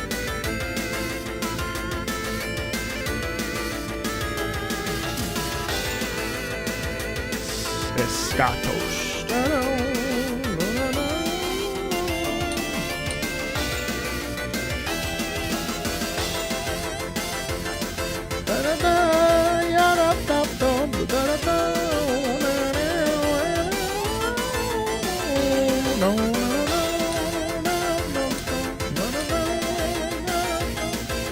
Yes, I was looking up tennis games. Okay.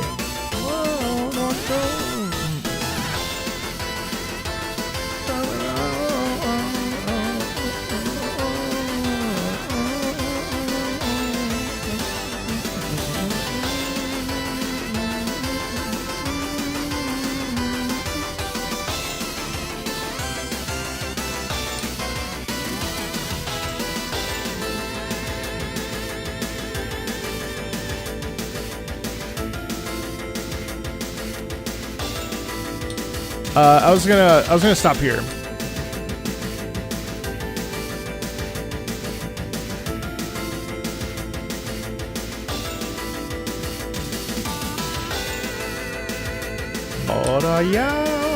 Stellar Night, it's called. Yeah, I mean, you know, what a great like sound. And my question then becomes,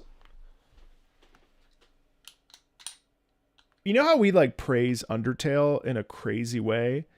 To me, that melody line doesn't sound that crazy from anything from like Undertale. So why do we praise Undertale as much as we do when something like that is as good as, theoretically in my mind, is as good as Undertale? Now, not obviously the context is totally different, but like musically, does that feel so distinctive from Undertale? Because to me, with the guitar riffs and stuff, when the melody kicks in, especially, like that doesn't sound this similar to Undertale. So like, what makes the music of Undertale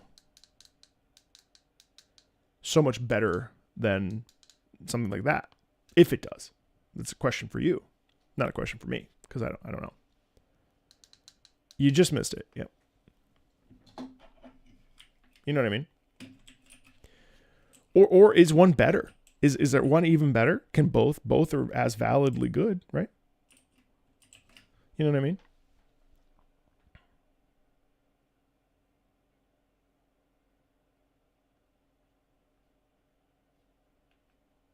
Yeah, it does. It does go hard. Sorry, I'm like using my clicker. I'm not typing. A lot of shmups have really good music. Yeah. Maybe because one dude made the whole thing with Undertale. Serious amount of talent, honestly. 1,000,000%. But a lot of composers are just one dude too. One person, I should say. I don't know. It's just the thought. There's no right or wrong answer. There's like literally no answer. It's just something that crossed my mind while I was listening to that. There's this corner right here.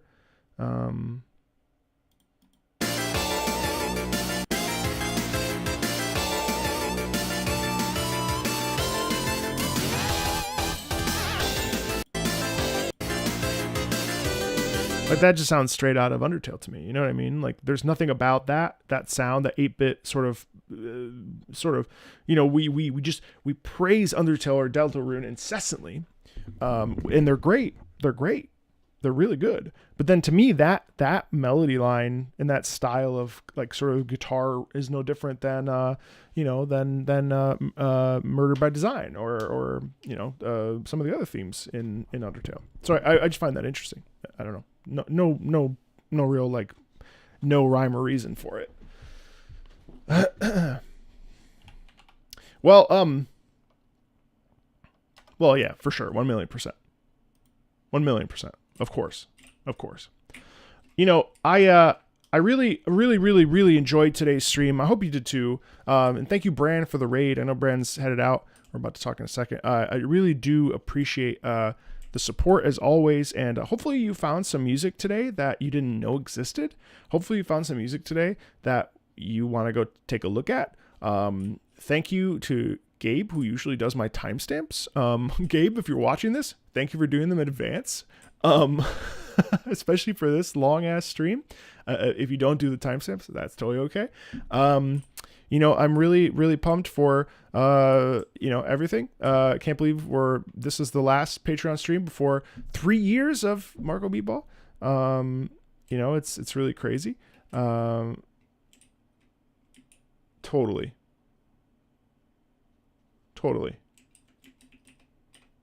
Yeah, no, 1,000,000%. All of you are right. So, I mean, I wouldn't say there's no disagreements there.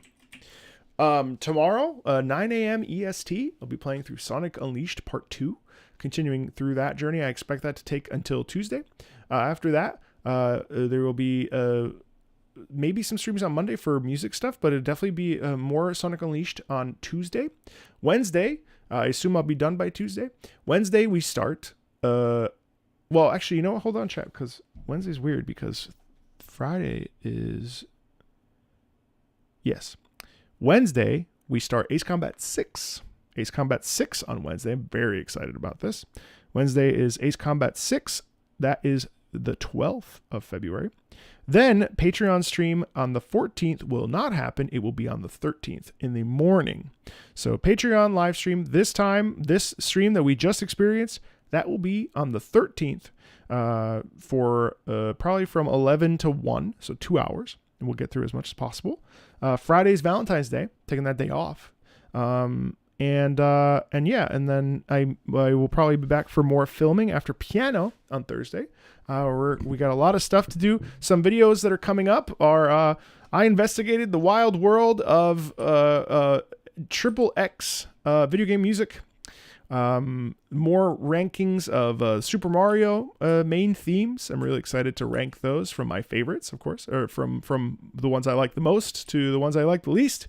What else there's nothing coming to mind right now.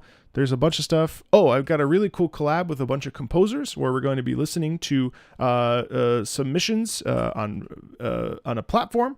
You've seen these videos. I paid someone $1, $10, $50, $500, $200, and then I will be gathering some Avengers composers to listen to and critique and provide feedback for those specific composers.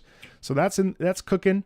And just a bunch of fun stuff. More video game music quizzes, which are wonderful as always. And the train just keeps on rolling. So thanks a ton for the patrons for supporting the channel, of course. Thank you everybody who watched this, who's not a patron. I really appreciate you being here.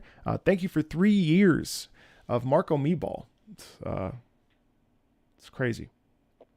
Yeah. Really, really grateful. Thanks a ton. See you tomorrow morning, 9 a.m. EST for Sonic Unleashed. Bye, everybody. Take care of yourself. And hello. Bye, and thank you. The video will be here. And yeah.